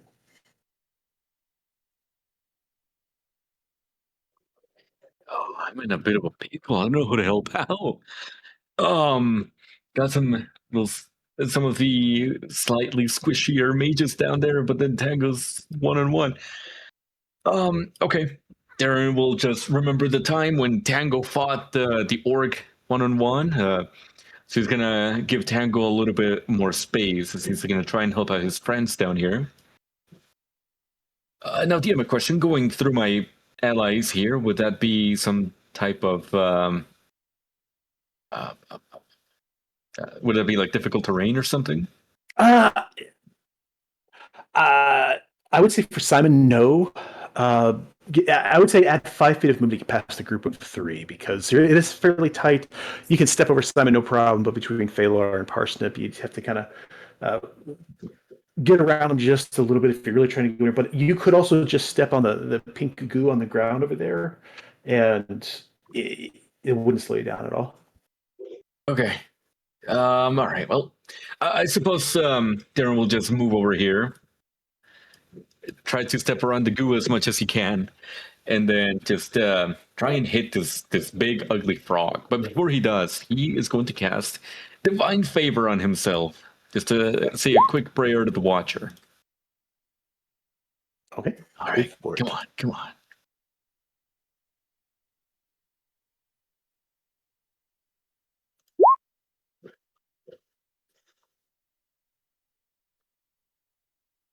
Right.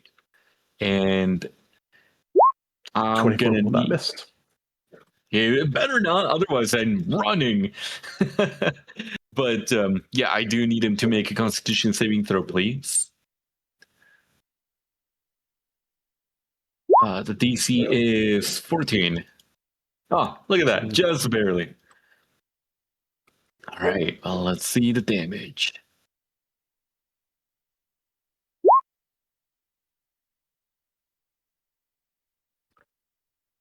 All right. 1 damage.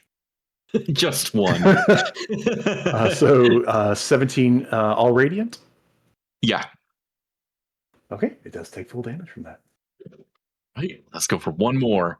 Come on, come on. 19 will hit.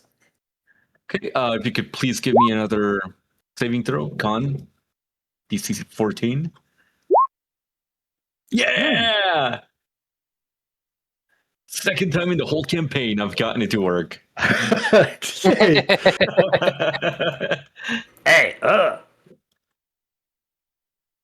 Yeah! And let's go for the damage.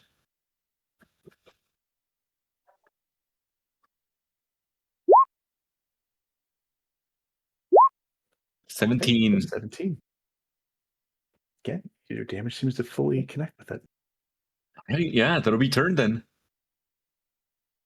All right. Arcus, over to you. Okay. Arcus sees this guy like right in his face. And that's this bottom one's the guy casting the spell, right? Oh, they were just the one that you initially, yeah, you could see that they were about to cast a spell. Arcus just looks at him and says, "Hey, do you know why grass is so dangerous? Because it's full of blades." As he casts hideous laughter. Huh?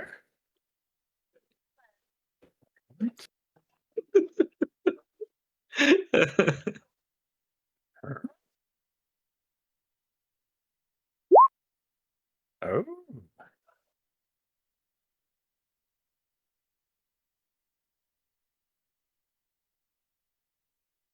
Okay. It seems confused, but then it tilts its head, and the spell kind of washes over it. And again, you hear this horrific sound of supposed laughter as it seems to be over on its side, quote unquote, laughing.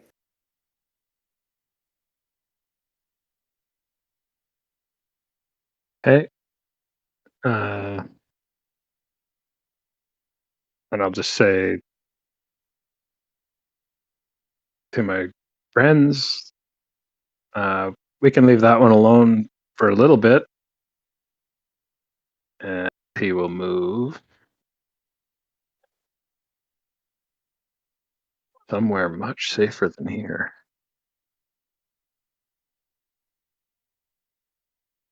That's about as far as I think I can go. And that'll be my turn. All right. Right after Darren topples the one, you see it kind of stands up a little bit, righting itself. Looking around, looks down at its friend who's chuckling. It holds his hand out, uh, similarly to the one that was down on the ground. That's currently quote unquote laughing. And you see a little spark of energy appear in it as it casts a spell.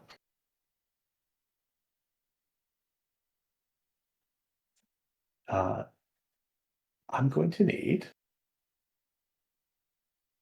everybody in the room, with the exception of Tango, to make a dexterity saving throw.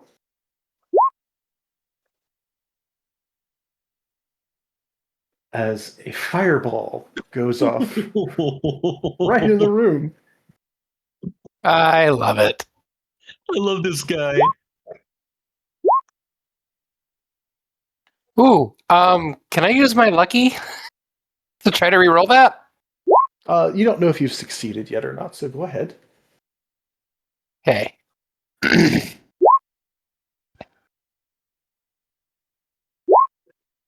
God darn it. All right. Well, there we are. Phalar, you have saved. Unfortunately, everybody else did not. Can I use a reaction to help my friend Simon?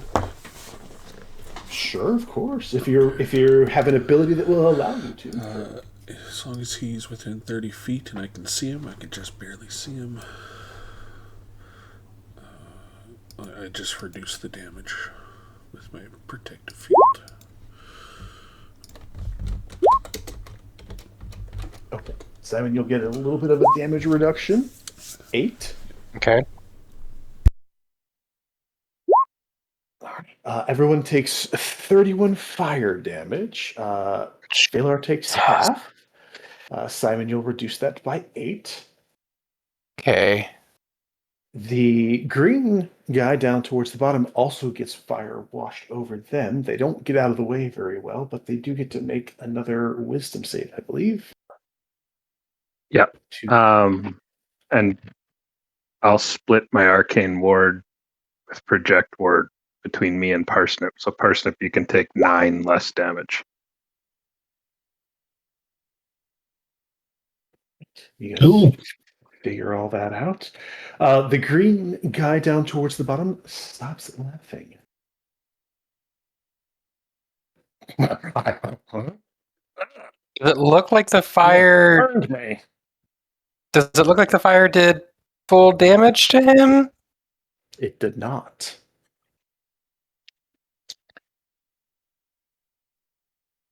Cool.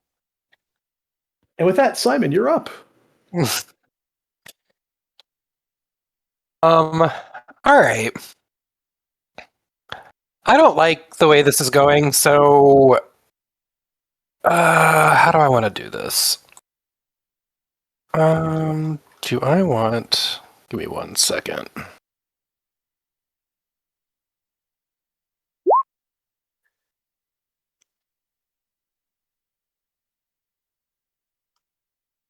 That's what I needed. I needed the block. You've got the character now. Mhm. Drop him. Yep. I'm gonna do summon aberrant spirit, and I'm gonna drop him. Oop, that didn't work. Minimize. Right here. And it's gonna take on the qualities of the Mind Flayer. And so it's gonna take its turn immediately after me. And then as a bonus action, I'm going to burn another innate sorcery. Where is my character sheet? There it is. Let me mark that off, and that is my turn.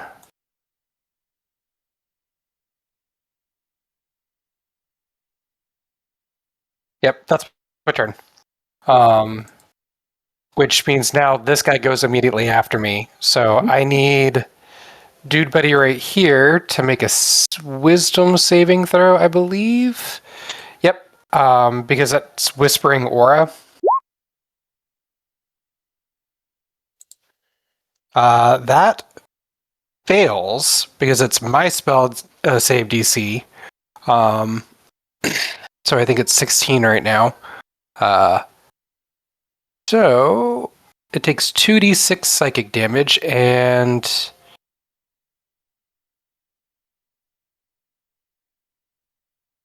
if it doesn't have the incapacitated damage, yeah, okay. It's not incapacitated, is it? Go ahead and roll the damage. Okay, thank you. 2d6. Okay.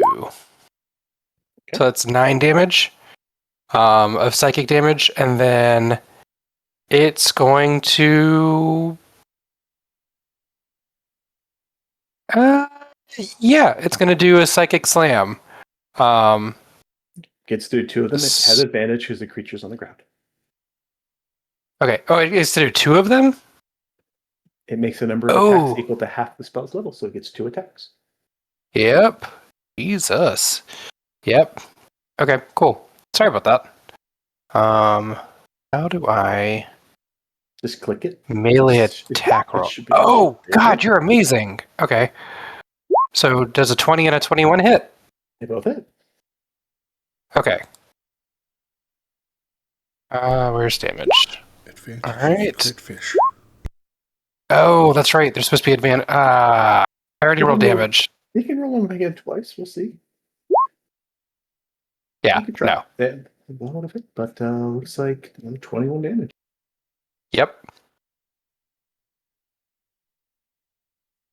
Okay. Anything else? No, that's what he's gonna do. All right. This one, stand back up, Matt. By the way, I should have mentioned that you saw the guy at the top that Darren had toppled when right before they cast their fireball. Some of that radiant damage that Darren had done to it seemed to heal. And as this one stands up, you see several of the wounds that just got onto it from the slam are healing as well. And Wonderful. looks at you all, looks down at your little mind flayer, and it's like, ah! It's not really nice for you to summon our jailer right here. I don't really like that. I could have liked you. You were probably extra tasty because of all that psychic stuff you got. Interesting. Whew. Okay. I'm going to cook you. You probably taste better that way.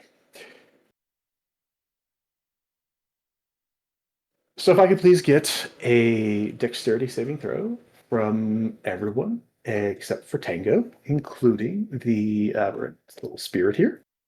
Yep. DM, you did once upon a time mention that I could use a spell book spell as a scroll. Did I remember this right?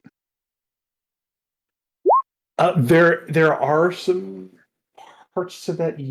Yes, it would essentially tear. It would basically use the page of the book like a scroll, so it would be gone. Then you wouldn't be able to copy it and so forth. At the very least, you'd have to have some preparation. Like if you're going to use it as a reaction, you'd have to have some kind of preparation for it.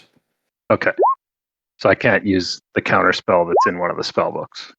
If you were like, I have this spell ready, or I'm going to hold on to this specifically for the reaction, I would have allowed it. But that's otherwise, otherwise, like part of the spell, like sure, yeah, you're taking an action, pulling it out, but for reaction specifically. Yep. Okay. Sorry. Dex save coming. I burned a lucky and didn't save. Oh dear. Oh, I forgot about that. Yeah, I'm gonna use a lucky too. Mm-hmm. Right, these guys have pretty strong saves this time. All right, Darren and Arcus, you both save. I think everyone else though is gonna take the full brunt of it. Oh, Darren, Arcus, and Parsnip all save. Aberrant Spirit and poor Simon are gonna take the full damage. I think I saved too, don't I? With 17. Yeah. Mhm. I everyone except for poor Simon and the Aberrant Spirit. Oh, I gotcha. Okay. So 29 points of damage to Simon and Mr. Spirits, 14 for the rest of you. Okay, it's going to step over here, a single step, and that will end And its I turn. need to do a con save, don't I? That's correct. DC is... That's plenty. Okay. And you said it was 29 damage? All right. 29. Mhm. For you and poor Mr. Aberrant Spirit. My aberrant spirit has 5 more health than I do, which is at 11. I've got 6. Tango, you're not feeling too good after that. Ugh. Louis looking down at you. He seems almost to regret the fact that he's having to turn you into a pincushion. What do you wish to do? I'm not liking the flashes of the fireballs coming out behind me either here. See my friends getting cooked. Not feeling so good. I'm going to step this way. Just get an eye on the other 2 frogs. They're looking pretty healthy still, it seems. Yeah, even as you turn over your shoulder, you can see them regenerating. In fact, the guy you're fighting too, he's regenerating. Yeah, Tango, for the first time ever, you guys hear him ask, do we need to retreat?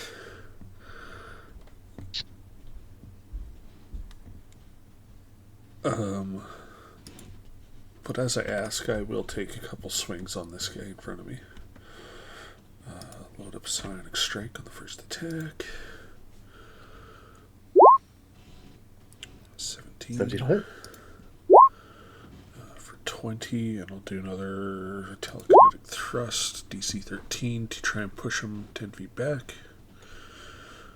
Was that strength or con? Strength, yeah. Bastard. It is very strong. Okay, swing on him again.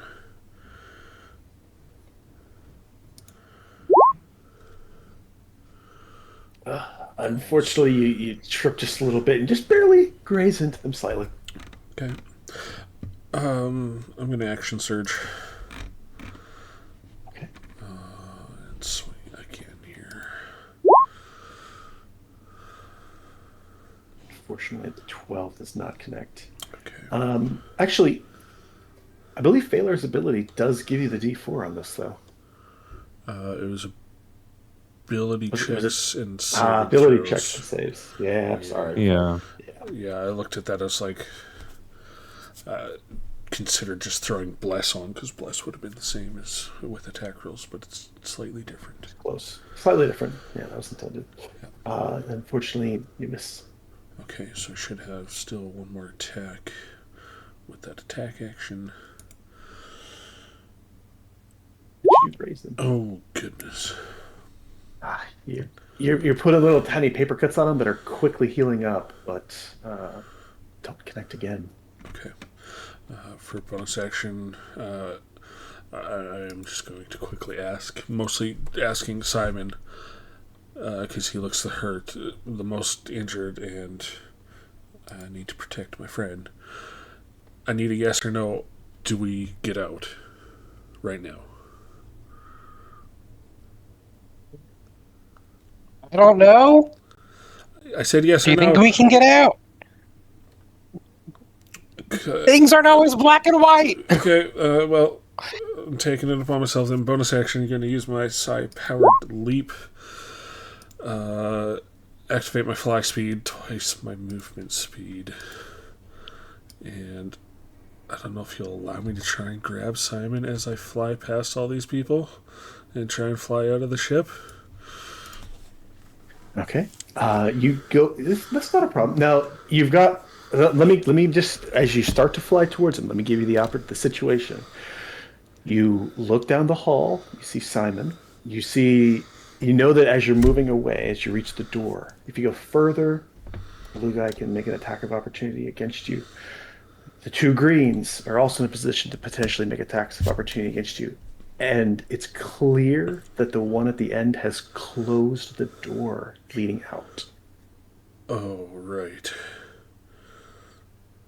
And you can see that all the way back up here.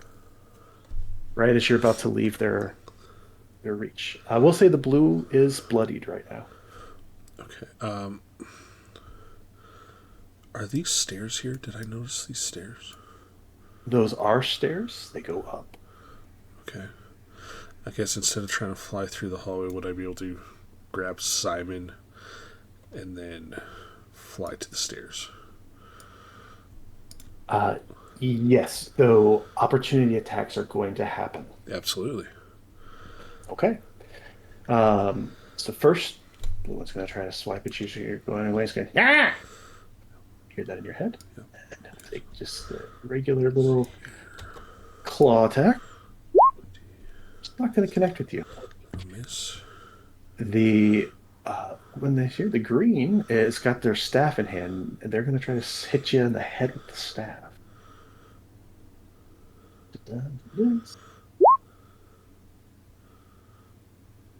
They do not have advantage. My apologies. So they will miss as well. Right. Simon, if you allow him to grab you, Tango can grab and pull you away. Yeah, I'm not gonna stop him. Sweet. All right, I'll put you guys where you end up. Okay, so that's 30, 40, 50. Left side? Okay. Yeah. I have just 10 more feet of movement from there.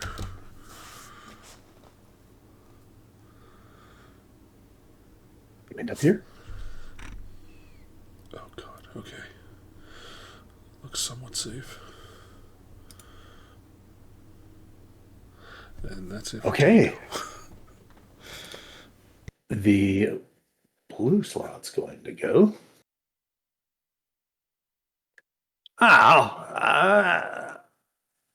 You hear it because it's still kind of in your head there, Tango, and it's like, should I go? And a few moments later, you all see it kind of come between these doors, and it kind of pulls his shoulders in, and he runs up the stairs as well.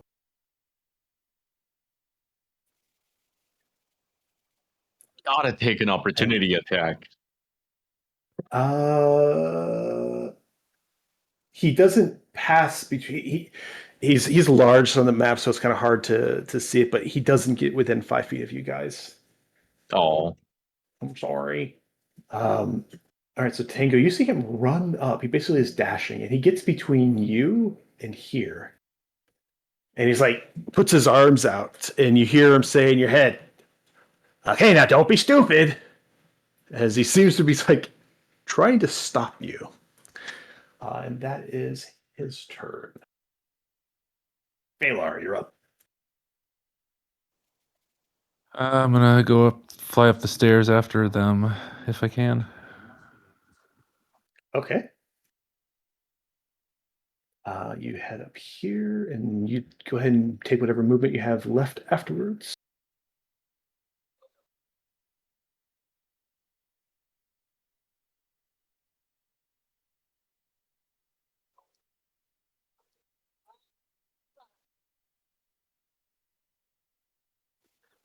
All right.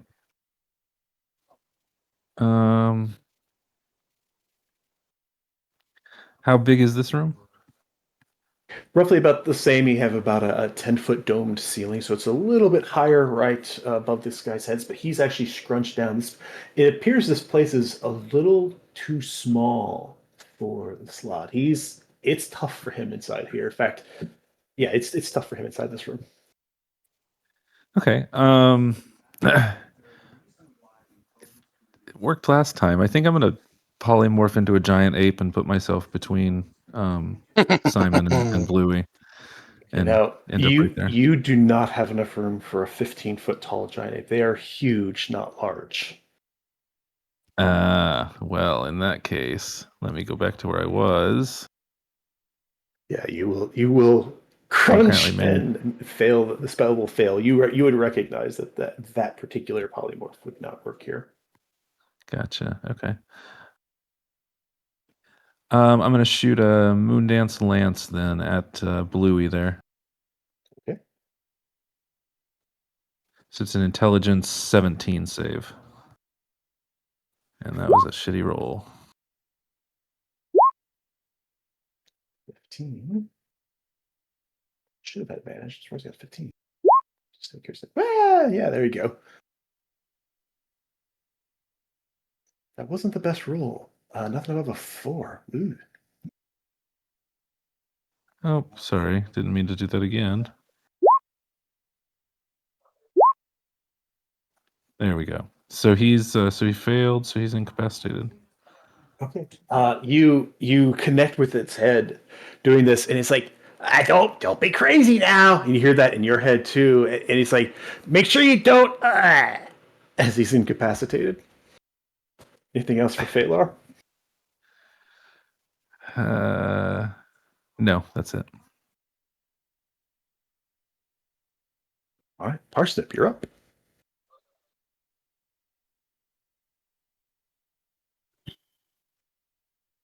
I guess I'm leaving.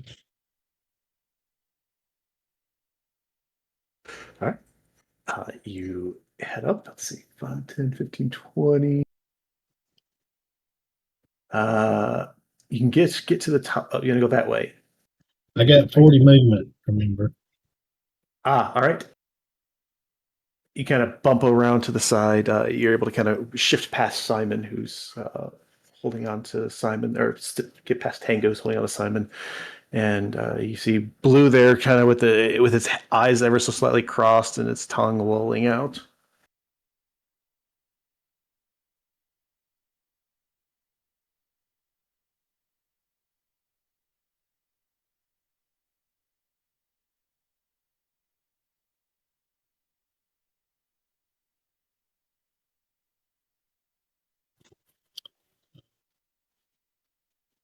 Okay.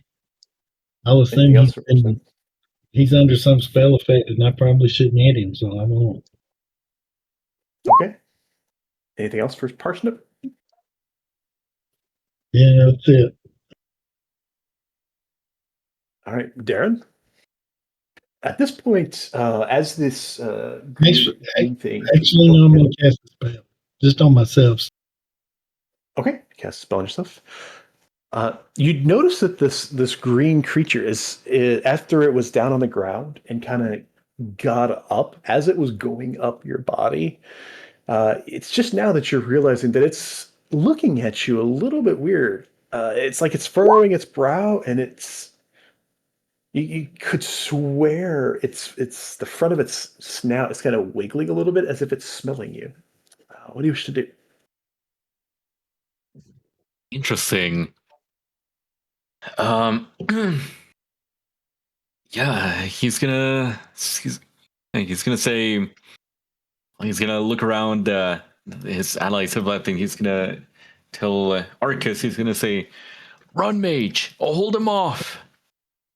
And then he's gonna say, not really a quick prayer, but he's gonna say, "Father, I'm gonna join you one day, but not today."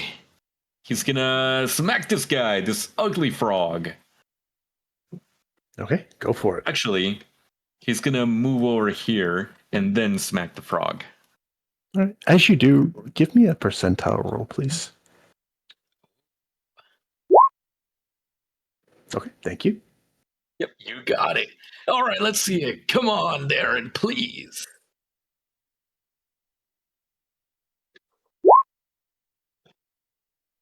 A 16 will just it. That's the receipt. Nice. Okay, I'm gonna go ahead and put the topple on it. I was wrong. It is DC 15. Oh, it didn't matter. All right, let's see it. Come on, give me some good damage, please.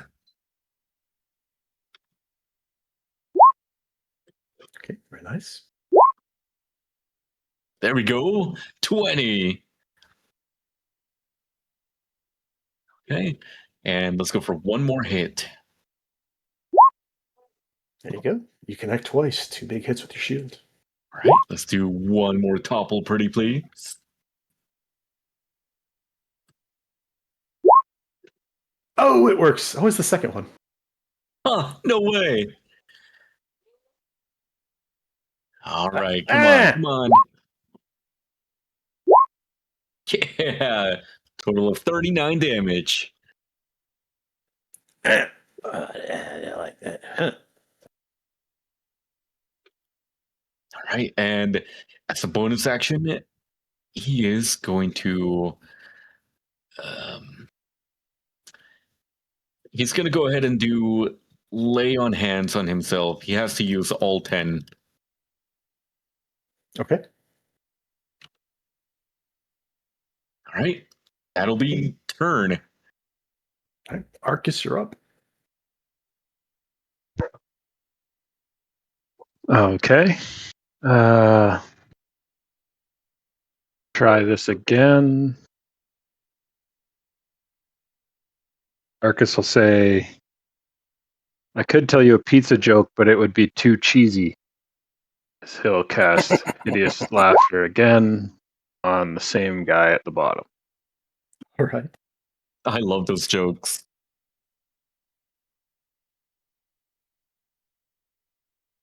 Hold on. Make sure I get this right here.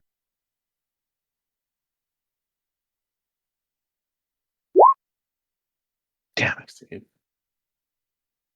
Looks at you. I don't understand that joke. That was a joke, right? Why is he telling us jokes? The grr. And then I'll step up to here. Oh, I don't want to be in the glue. Go here.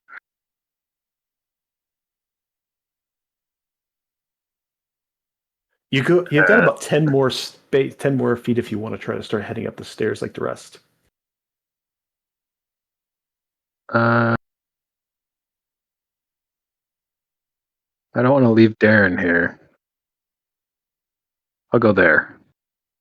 Okay. That'll be turn. Okay. Yeah, okay. This guy's going to stand up. Again, as they do, they put their face close to Darren and kind of go upward slowly as if sniffing you. And it's like, huh. And it's disengaging from you, Darren. I'm just going to step over here. And it shuts the door on Arcus. Oh, it's a cage fight, DM. And Darren, if you would please, for just a moment, join me in whispers. Oh, okay.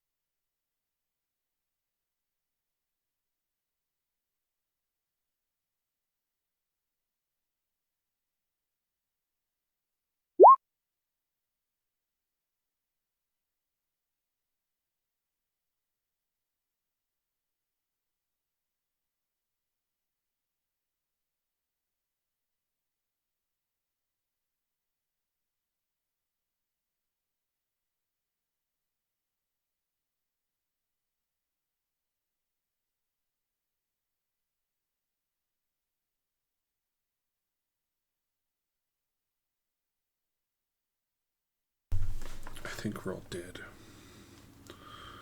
Yeah, I can't tell if my aberrant spirit is still up because I can't see it. It was still on the map right before the door closed, but I don't know if that's just because it hasn't been deleted yet or it's actually there. It should still be there because it still has HP. All right. Simon, what do you wish to do up here? I have a question. My aberrant spirit hasn't died yet, right? It has not, no. Okay, I can't see it, so I don't that- know what's that- going on in the room. It's okay. You can tell me what you Okay. wanted to do. See, the room is basically how you left it. But what does Simon want to do at the moment?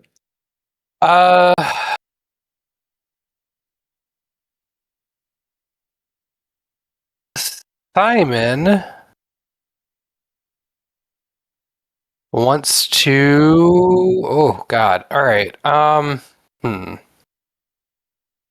Do I have any potions left? I think I do.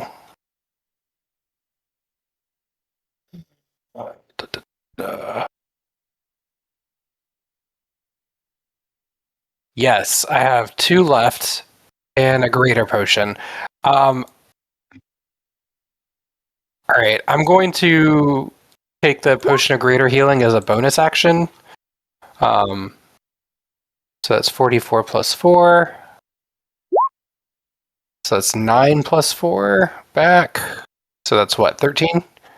I will happily take that. And then he's going to throw a Sorcerous Burst at Dude Buddy here. Okay, go ahead. Good old blue guy.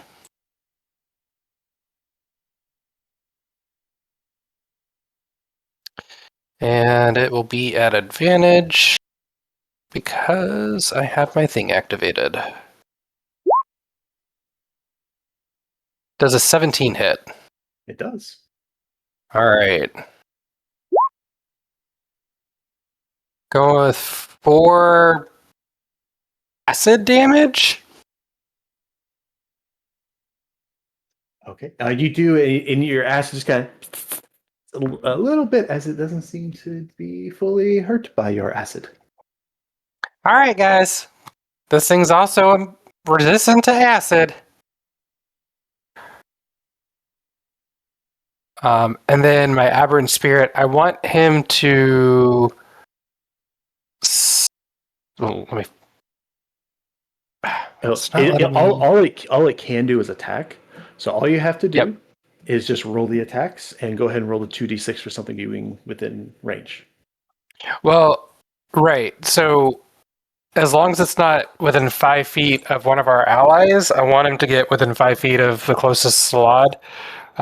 And I just need a wisdom saving throw from him. And it should be a 16. And I can do the 2d6 psychic damage. Wisdom save.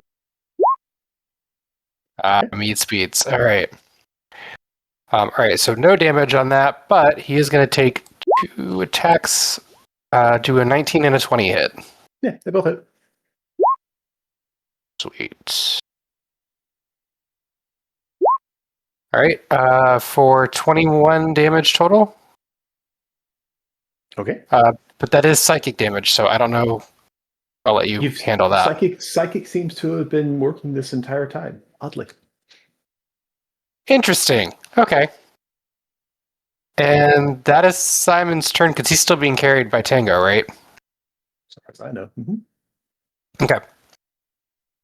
Cool. This guy looks down at your little aberrant spirit. It sees a mind flare. Its captors. They've told you that. And it attempts to hit it a bunch. That's fair. Pretty sure it hit it 3 times. My guy has 11 health, so Now your aberrant spirit goes away. bye-bye. You see him. It kind of go. Oh, I don't really like this thing's hitting me now. I thought we were having such a pleasant conversation, and it begins to beat the ever living shit out of the pseudo mind flare. Poor guy. And it's like, okay, it's better. And that is its turn. All right, Tango, you are up. Sweet. Still got Simon in my arms, so I'm gonna carry him with me. And this kind of looks like a door, maybe. It looks like it's leading outward. I will give you this. The blue slot is very bloodied, and it is currently incapacitated. If that wants to help you with anything. Yeah, Just drop me and go kill it. But you're almost dead, and I can't heal myself. I'm fine. Fine. Alright, I do like killing shit. Okay. Alright. I'm gonna stab this guy. You do have advantage on your attacks. Oh, good. Then let's put on a psionic strike. It's not fully stunned, so you don't get auto crits, but it is incapacitated, so you should have advantage on the attacks. I forgot to. Oh my god. Okay, so first one will miss. First attack unfortunately misses. You grazed it though. Paper cut. Come on. There you go. Why do I keep rolling the same thing? 2020. 3 20s in a row. So close. A lot of wavers back and forth. Okay, since I had my psionic strike on there, I'm going to get a strength DC 13 to try and knock him prone. You knock him down. Oh, finally.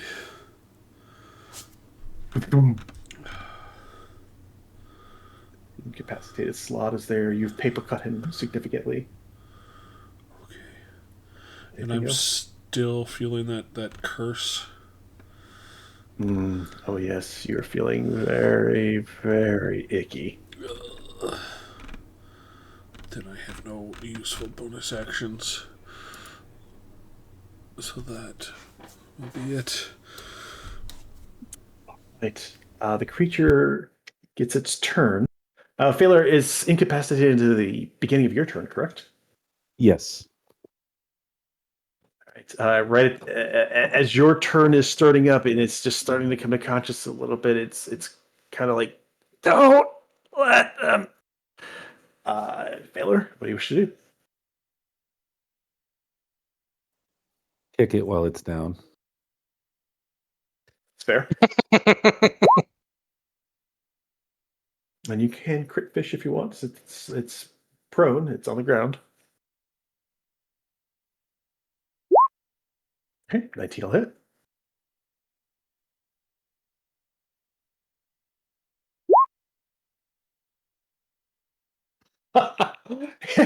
Okay, so here's the thing. Tango got it down to 2 hit points. It regenerated 10, so it had 12. So with that, Phalar, who's oftentimes kicked things in the head or just the air, you connect with this thing while it's on the ground, and its head is just crushed by your kick.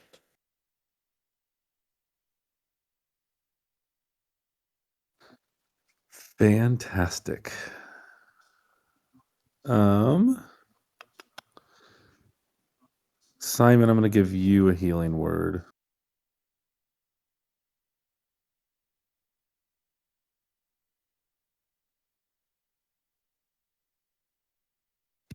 For 11.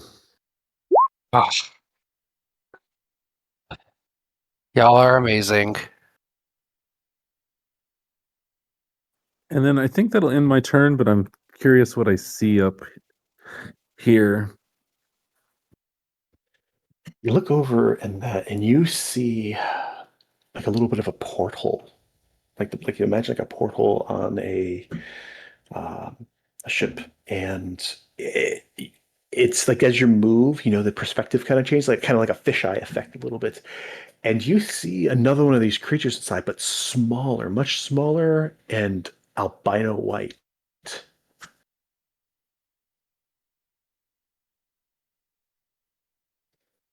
Parsnip, what do you wish to do?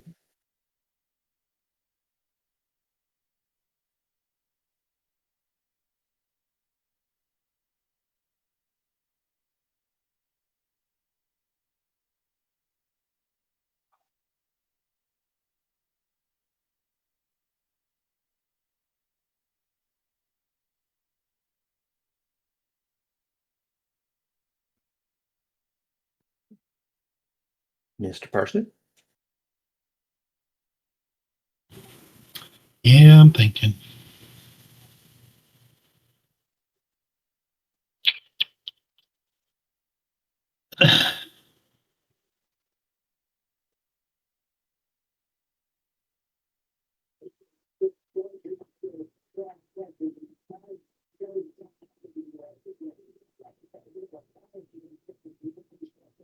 Um,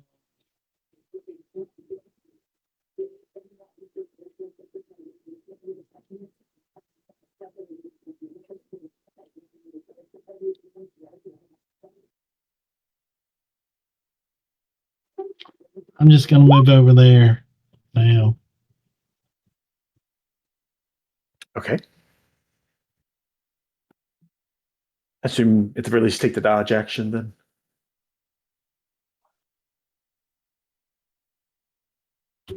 Yeah, and I'll tell Phalar since he's looking up there that there's a creature behind both of those portholes. Good to know. So just FYI, it's kind of tough with the map, but directly north of you guys are stairs leading upwards. So you'd be able to actually kind of see them after the blue slot collapsed down on the ground. You'd be able to see those two portholes that are back there. But directly in front of you are stairs that lead upwards. Darren, while you're down here, the doors are both closed. You know what's going on in the room. You can take your turn when the doors open if you so choose. Or you can do something, whatever you want to do. I would like to do something now. Okay. He's going to like raise his shield up and then like maybe try and keep his distance a little bit, getting closer to the door. But he is going to cast a spell on himself. The False Life. He's going to cast False Life on himself. Okay. And as a bonus action, he's going to put just his hand over his chest a little bit to heal up. Hopefully a little bit more than last time, but who knows? Let's see. Okay, there we go. That's better. Okay. All right, that'll be turn. All right. Arcus, you're up. I open the door. It's Can I- a can I curtain. try to It's open it's a fleshy curtain. How do you open this? There's no doorknob.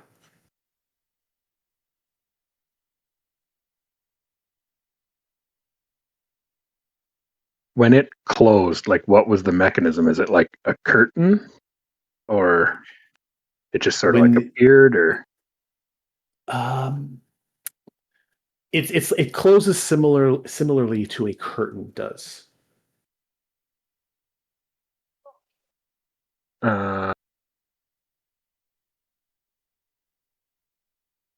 then I guess I would just try to open it the way I would think a curtain opened. Okay. You can try to grab it and like pull it open like it would like as if it was some kind of a fleshy curtain. It's you put your hands on it. It's hard. It's firm.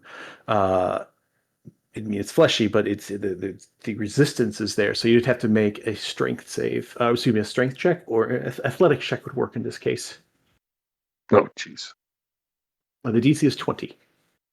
Oh, I can't do it.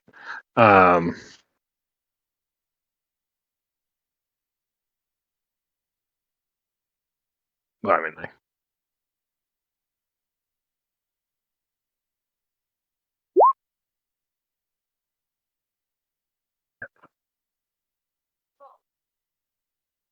and Misty Step requires sight.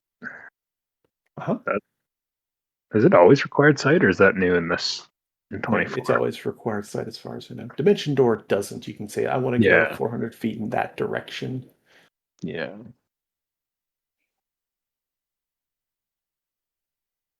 How do I get in there?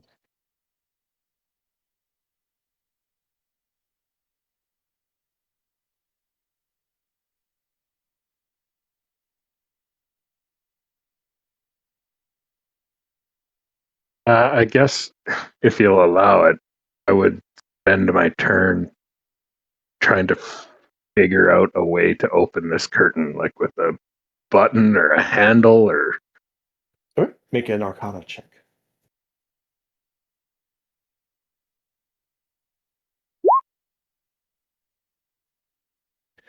With a 29, you spend this round figuring out how it would open. And you see a kind of a place on it that appears similar to runes. And then it kind of triggers your mind that when the blue creature was walking through the first time, you saw him kind of put his hand up and wave in front of these runes in somewhat of a pattern. And you can use your action next turn to open these doors if you so choose. Okay. Okay.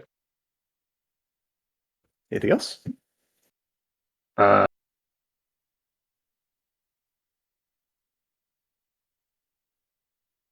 so that was my action. That was your yes. You basically spent To the do the action Arcana doing check. a Yeah. study action. Um,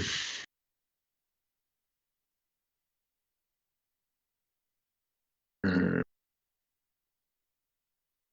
that was my action. Yeah. Nope. Nothing else. Okay. Did I? I'm probably stretching here. Did I glean any information that a dispel magic would help with these doors, or would they just It would not. like? Okay.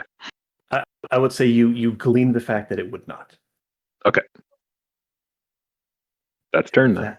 With that said, you see those hard, firm, and fleshy curtains open up as a slod on the side of the curtain there seems to have put their hand up to it, and they kind of step back a little bit. They're like, remember, Big C. And they nod towards Darren. Simon, what do you wish to do?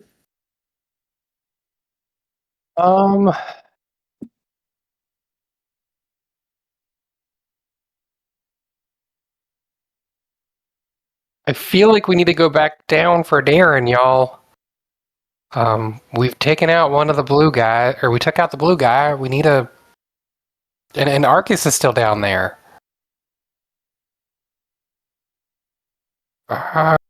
He's gonna take a peek downstairs again.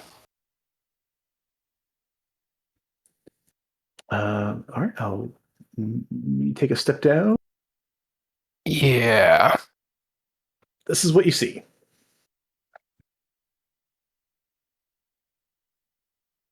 Darren looks very healthy.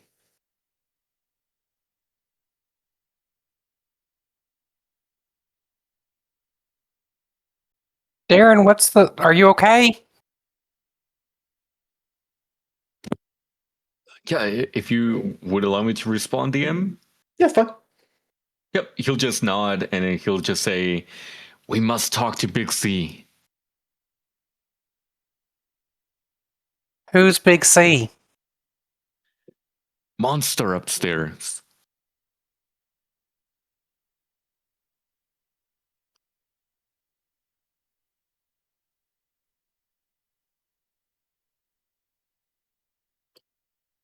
Can I do... I might be pushing the limits of my action economy. Can I do an insight check on Darren?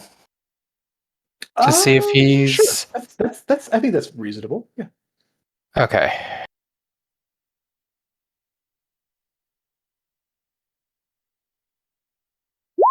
Did that go through? It did. That's not great. You're not. I mean, it's kind of hard to read Darren at the moment. Lots going on. You're getting this really quick. He doesn't seem to be in imminent danger like it seems like he should be. Yeah, that's what you get. Okay. Pretty sure that's my action and my movement. I am going to move a little bit back. And end my turn. Okay. This one steps up. Remember, it's very important that you don't touch the tubular rock's nose upstairs, okay? Okay. Now, go in there. If your big C's waiting for you. And they end their turn. Back to Tango. Alright, with this guy dead. Simon wanders off back downstairs. Simon! Stop. We gotta get out of here. You can hear him above Simon. Am I allowed to respond, or? Yeah, a brief response is fine. I'm okay. I'm with Arcus and Darren and the two green guys. That's bad. I'm trying to open this door. And I'm going to try to open the door. Okay. You go up to the door, and you heard what was going on before. You can make an Arcana check to try to determine how this door could potentially be opened, or you can do a athletics check to try to force it open. Yeah, I was going to definitely just push on it and hope for the best. That's an ability check, so I can add a d4 to that.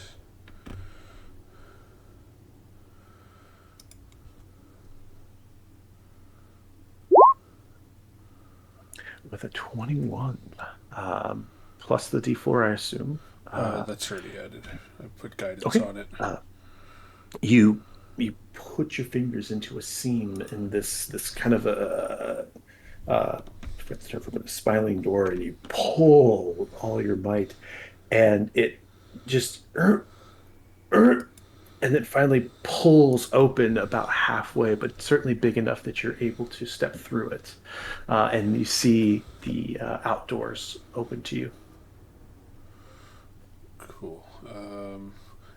Does it feel like if I let go, it'll automatically close again, or is it kind of stuck there? It's like a membrane, so you can pull yourself through just fine, but then it's going to be closed behind you after a few seconds.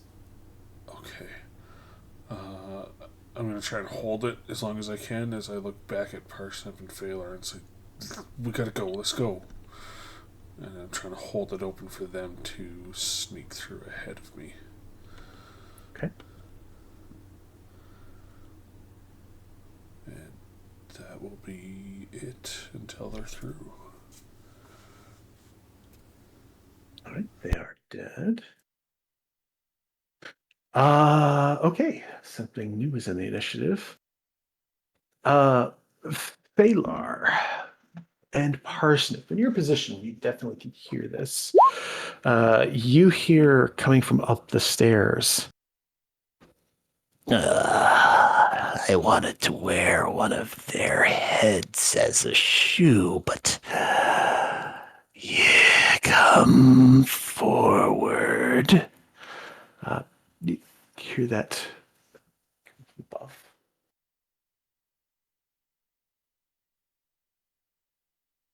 And with that, Phalar, what do you wish to do? Can I go through the door that Tango's holding? You can go through the door that Tango is holding open if you so choose. Yeah, I'll do it. All right. You're going to pop out right outside.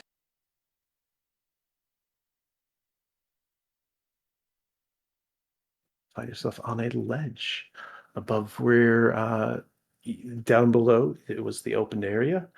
And when you're out here, you see another little ledge above you. And go ahead and make a perception check as you come out here.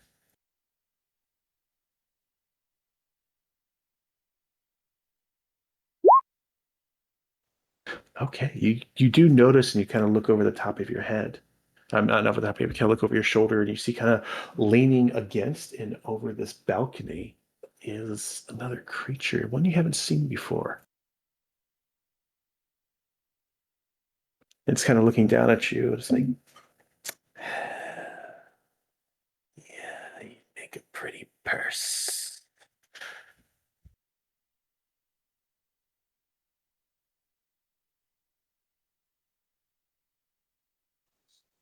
All right, I'm outside. I'm going to do it. I'm going to turn into a giant ape. No, I can't. I've already used the spell slot. Damn it. Ah!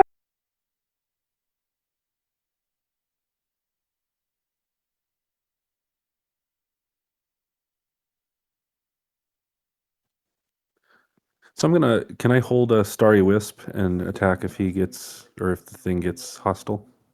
Absolutely.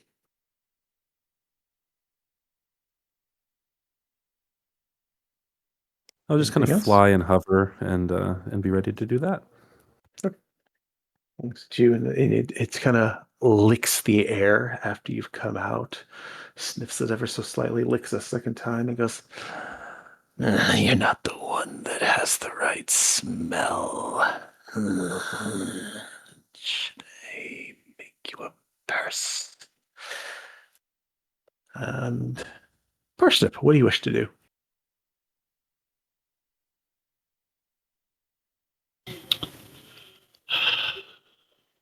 Well, I guess since Tango's went to so much trouble,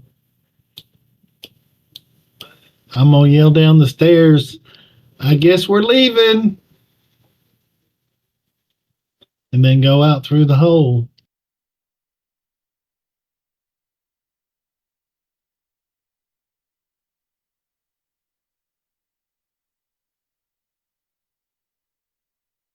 You pop out and you see Phalar, who's clearly got magic readied. You can see their eye line and look up above you, and again see this kind of grayish creature as you pop out, and it licks the air a bit as you pop out too. And he's like, "Oh, you're close. You've got a bit of the smell to you, but they're not the one they told us about." Now, what do you wish to do, Parsnip? You've got at least another 15 feet of movement.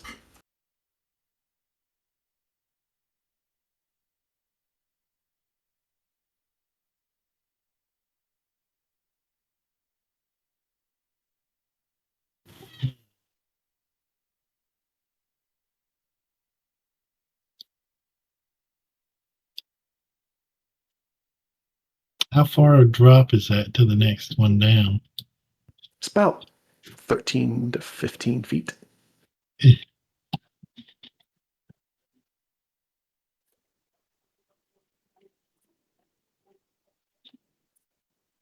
guess I'll just sit right here and wait for Tango. Okay.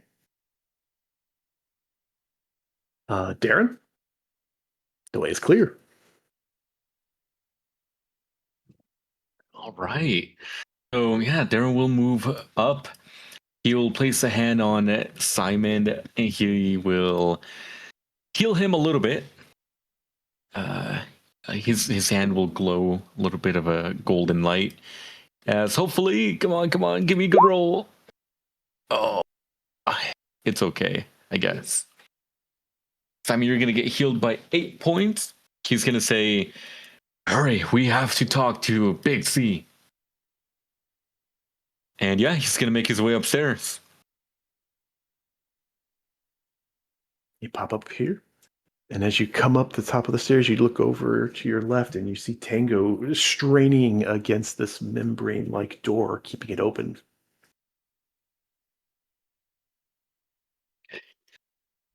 Tango, well, where have you seen a monster nearby? Out the door.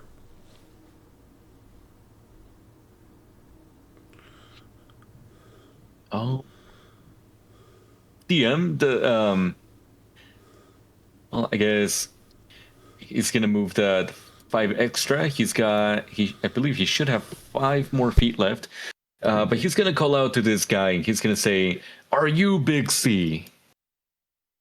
So the guy that's over there, when you see them like through a porthole, and again, that's kind of that walleye view. So it's very hard to tell how big they are. Make a perception check as you're looking and trying to talk to them. Not a high DC, but it is slightly higher than that. Something seems a little bit off, but you can't tell from this distance and from the porthole. It's just like a foot wide that allows you to see them. Okay. Well, with my last 5 feet of movement, I will move this way, and that'll be turn. All right. Slot's going to just step up, close the door, close the curtain. Arcus, you see them kind of waving, and you hear one say to the other, I should probably lock it this time. And that ends their turn. Arcus, what do you wish to do?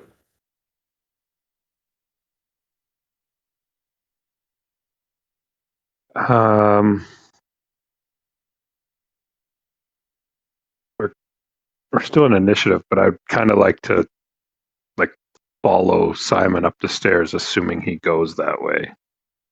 That's fine. You guys essentially are next to each other in the initiative because the green slot are more or less out of it unless you are specifically engaging them. So if the two of you want to walk up the stairs together on Simon's initiative, no problem whatsoever. Yeah. Okay. Simon, any problem with that? Not at all. Yeah, no, I'm going to head up the stairs. You guys take your turn together. You guys kind of climb up the stairs. You see Darren looking towards the back of the ship with Tango facing forward, opening and holding this membrane open so that you guys can walk out. Can I use my movement to get over to the membrane and help Tango out with it? Sure. If Simon could give me an athletics check, DC 10 for Tango to feel that you've done something. Below that, and you think that you're going to hinder him. Okay. Oh God. Use a reaction. Yeah. While they're struggling to hold the door open, can I use my action to wave my hands around and open the door? You need to make another Arcana check. It's like having another key to this door. And if you don't know what the key is, you're not sure how to open it. So you can study it. The DC is 20 for an Arcana check. You can study it to know what it would be. But Simon goes over there and he pulls really hard. Tango, man, Simon he's really trying here. You actually, that like 3 feet wide door, it's now like 3 feet 3 inches. He's helped some. Awesome, buddy. You should have just gone through. I know, but Darren's here and he's kind of wide with that big ass shield, and I don't know. You look like you were getting a good workout in. Yeah, you look at it. It takes a second because between Tango and Simon, kind of pulling it open, making out the design on it and what you would need to do. It takes just a second, but you believe you could control the store like you could the one down below. Am I able to do that, or is that next turn? You'll be able. It's an act. It is literally an action to. These are not an object interaction. It's an action to open the doors, and fair enough. You're using an investigate action. I believe what it is. Again, some of this in the initiative you guys haven't heard before. Coming from atop of the stairs. Darren, you hear above you, coming from the left set of stairs. You hear a voice kind of call down to you. Oh, I can smell it on you. You should come up.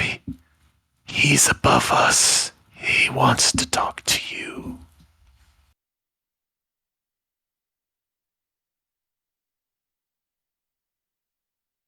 And with that, Tango, Okay. do you continue holding? Do I hear this too? Was that out loud or was that just in Darren's head? Actually, that was out loud. Go ahead and make a perception check. Low DC, like 12, to have been able to hear it. Okay. Perception. Yeah, you could hear that as well. Oh, okay. Tango's pride is like, no, fuck this. Absolutely not.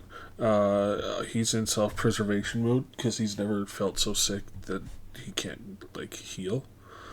And the only thing more important than himself is his friend Simon, so he's going to grab Simon and tumble through that door and let it close behind us. Oh, okay. Nice. All right.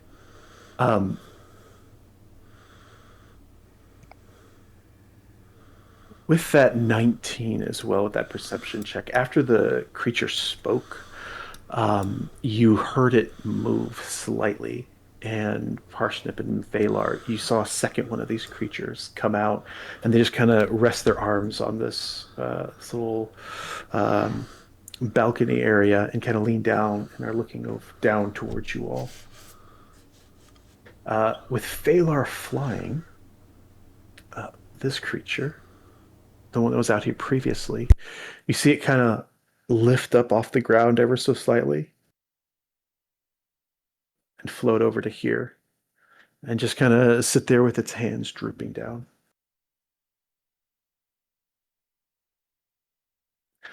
Oh, don't go too far. It's not often that someone's invited to talk to the big sea.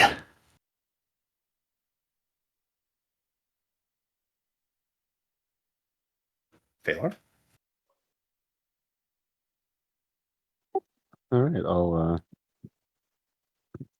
casually float over here as casually as he did to kind of match his style.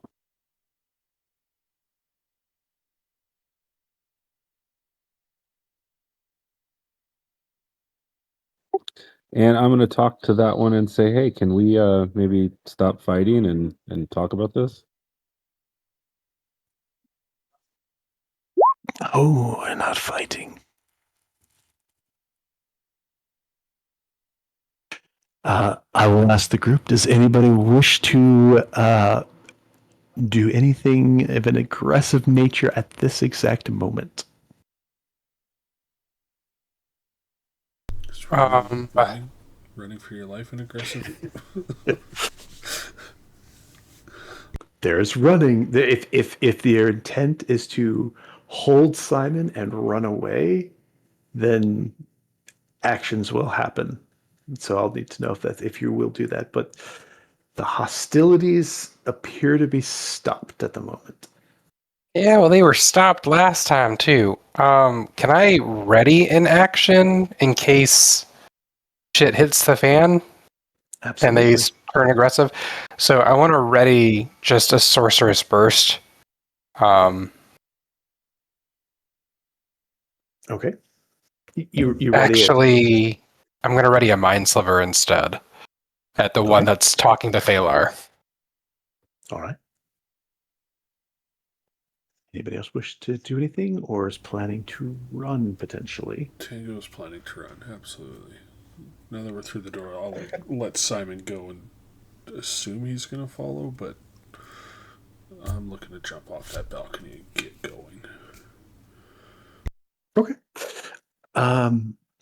We can actually theater that ever so slightly. Is anybody else going to run as Tango starts to take off?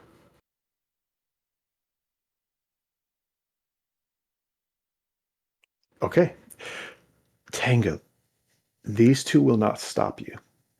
If you wish to leave, they'll just let you go. They don't seem to care about you guys really much at all from their outward experience. So feel free to hop down off of the ledge and you can move to where you feel a more of a comfortable position. Arcus, I'm going to assume that you're going to open the door. Actually, I was going to talk to Darren first. Yeah, I wanted to talk to him too. All right. I know that we're at time. We can take just a few more minutes. I'll give you guys a chance to talk, and we'll put ourselves in a position that we can pick up on next time. So we'll go ahead and we'll have that quick conversation, and we'll determine where everyone's going to end up here. It'll be pretty fast. Don't worry. Argus. So yeah, Darren would just he'd look down or up. I don't know how tall Argus is, but he's gonna say, Argus, I'm sorry to ask you this, but will you stand with me against whatever big sea is? I don't intend for there to be a fight, but if we, as the kids call it, get into a pickle, I don't have the magic that you have to make a quick getaway. What is going on? The door closed. we're in a fight, the door opens, and we're going to find Big C. What is Big C, and why are we looking for him? I don't know, but I feel like it's something we have to do.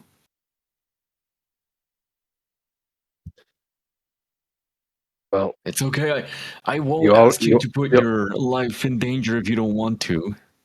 But it's something I have to do. We're going to do something a little different. Darren, can you roll a perception check for me? Oh no, DM, please. Not perception. Not perception. Persuasion. Oh, okay. I am a little bit better with that. Just a little. Okay, Arcus. As far as you can tell, Darren is being forthwith. He does not appear to be compelled by anything.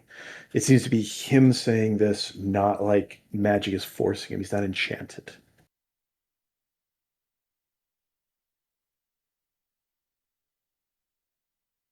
Of course, I'll stand with you, Darren. I just wish I knew what we were standing against, and then I'll open the door. Okay. I'm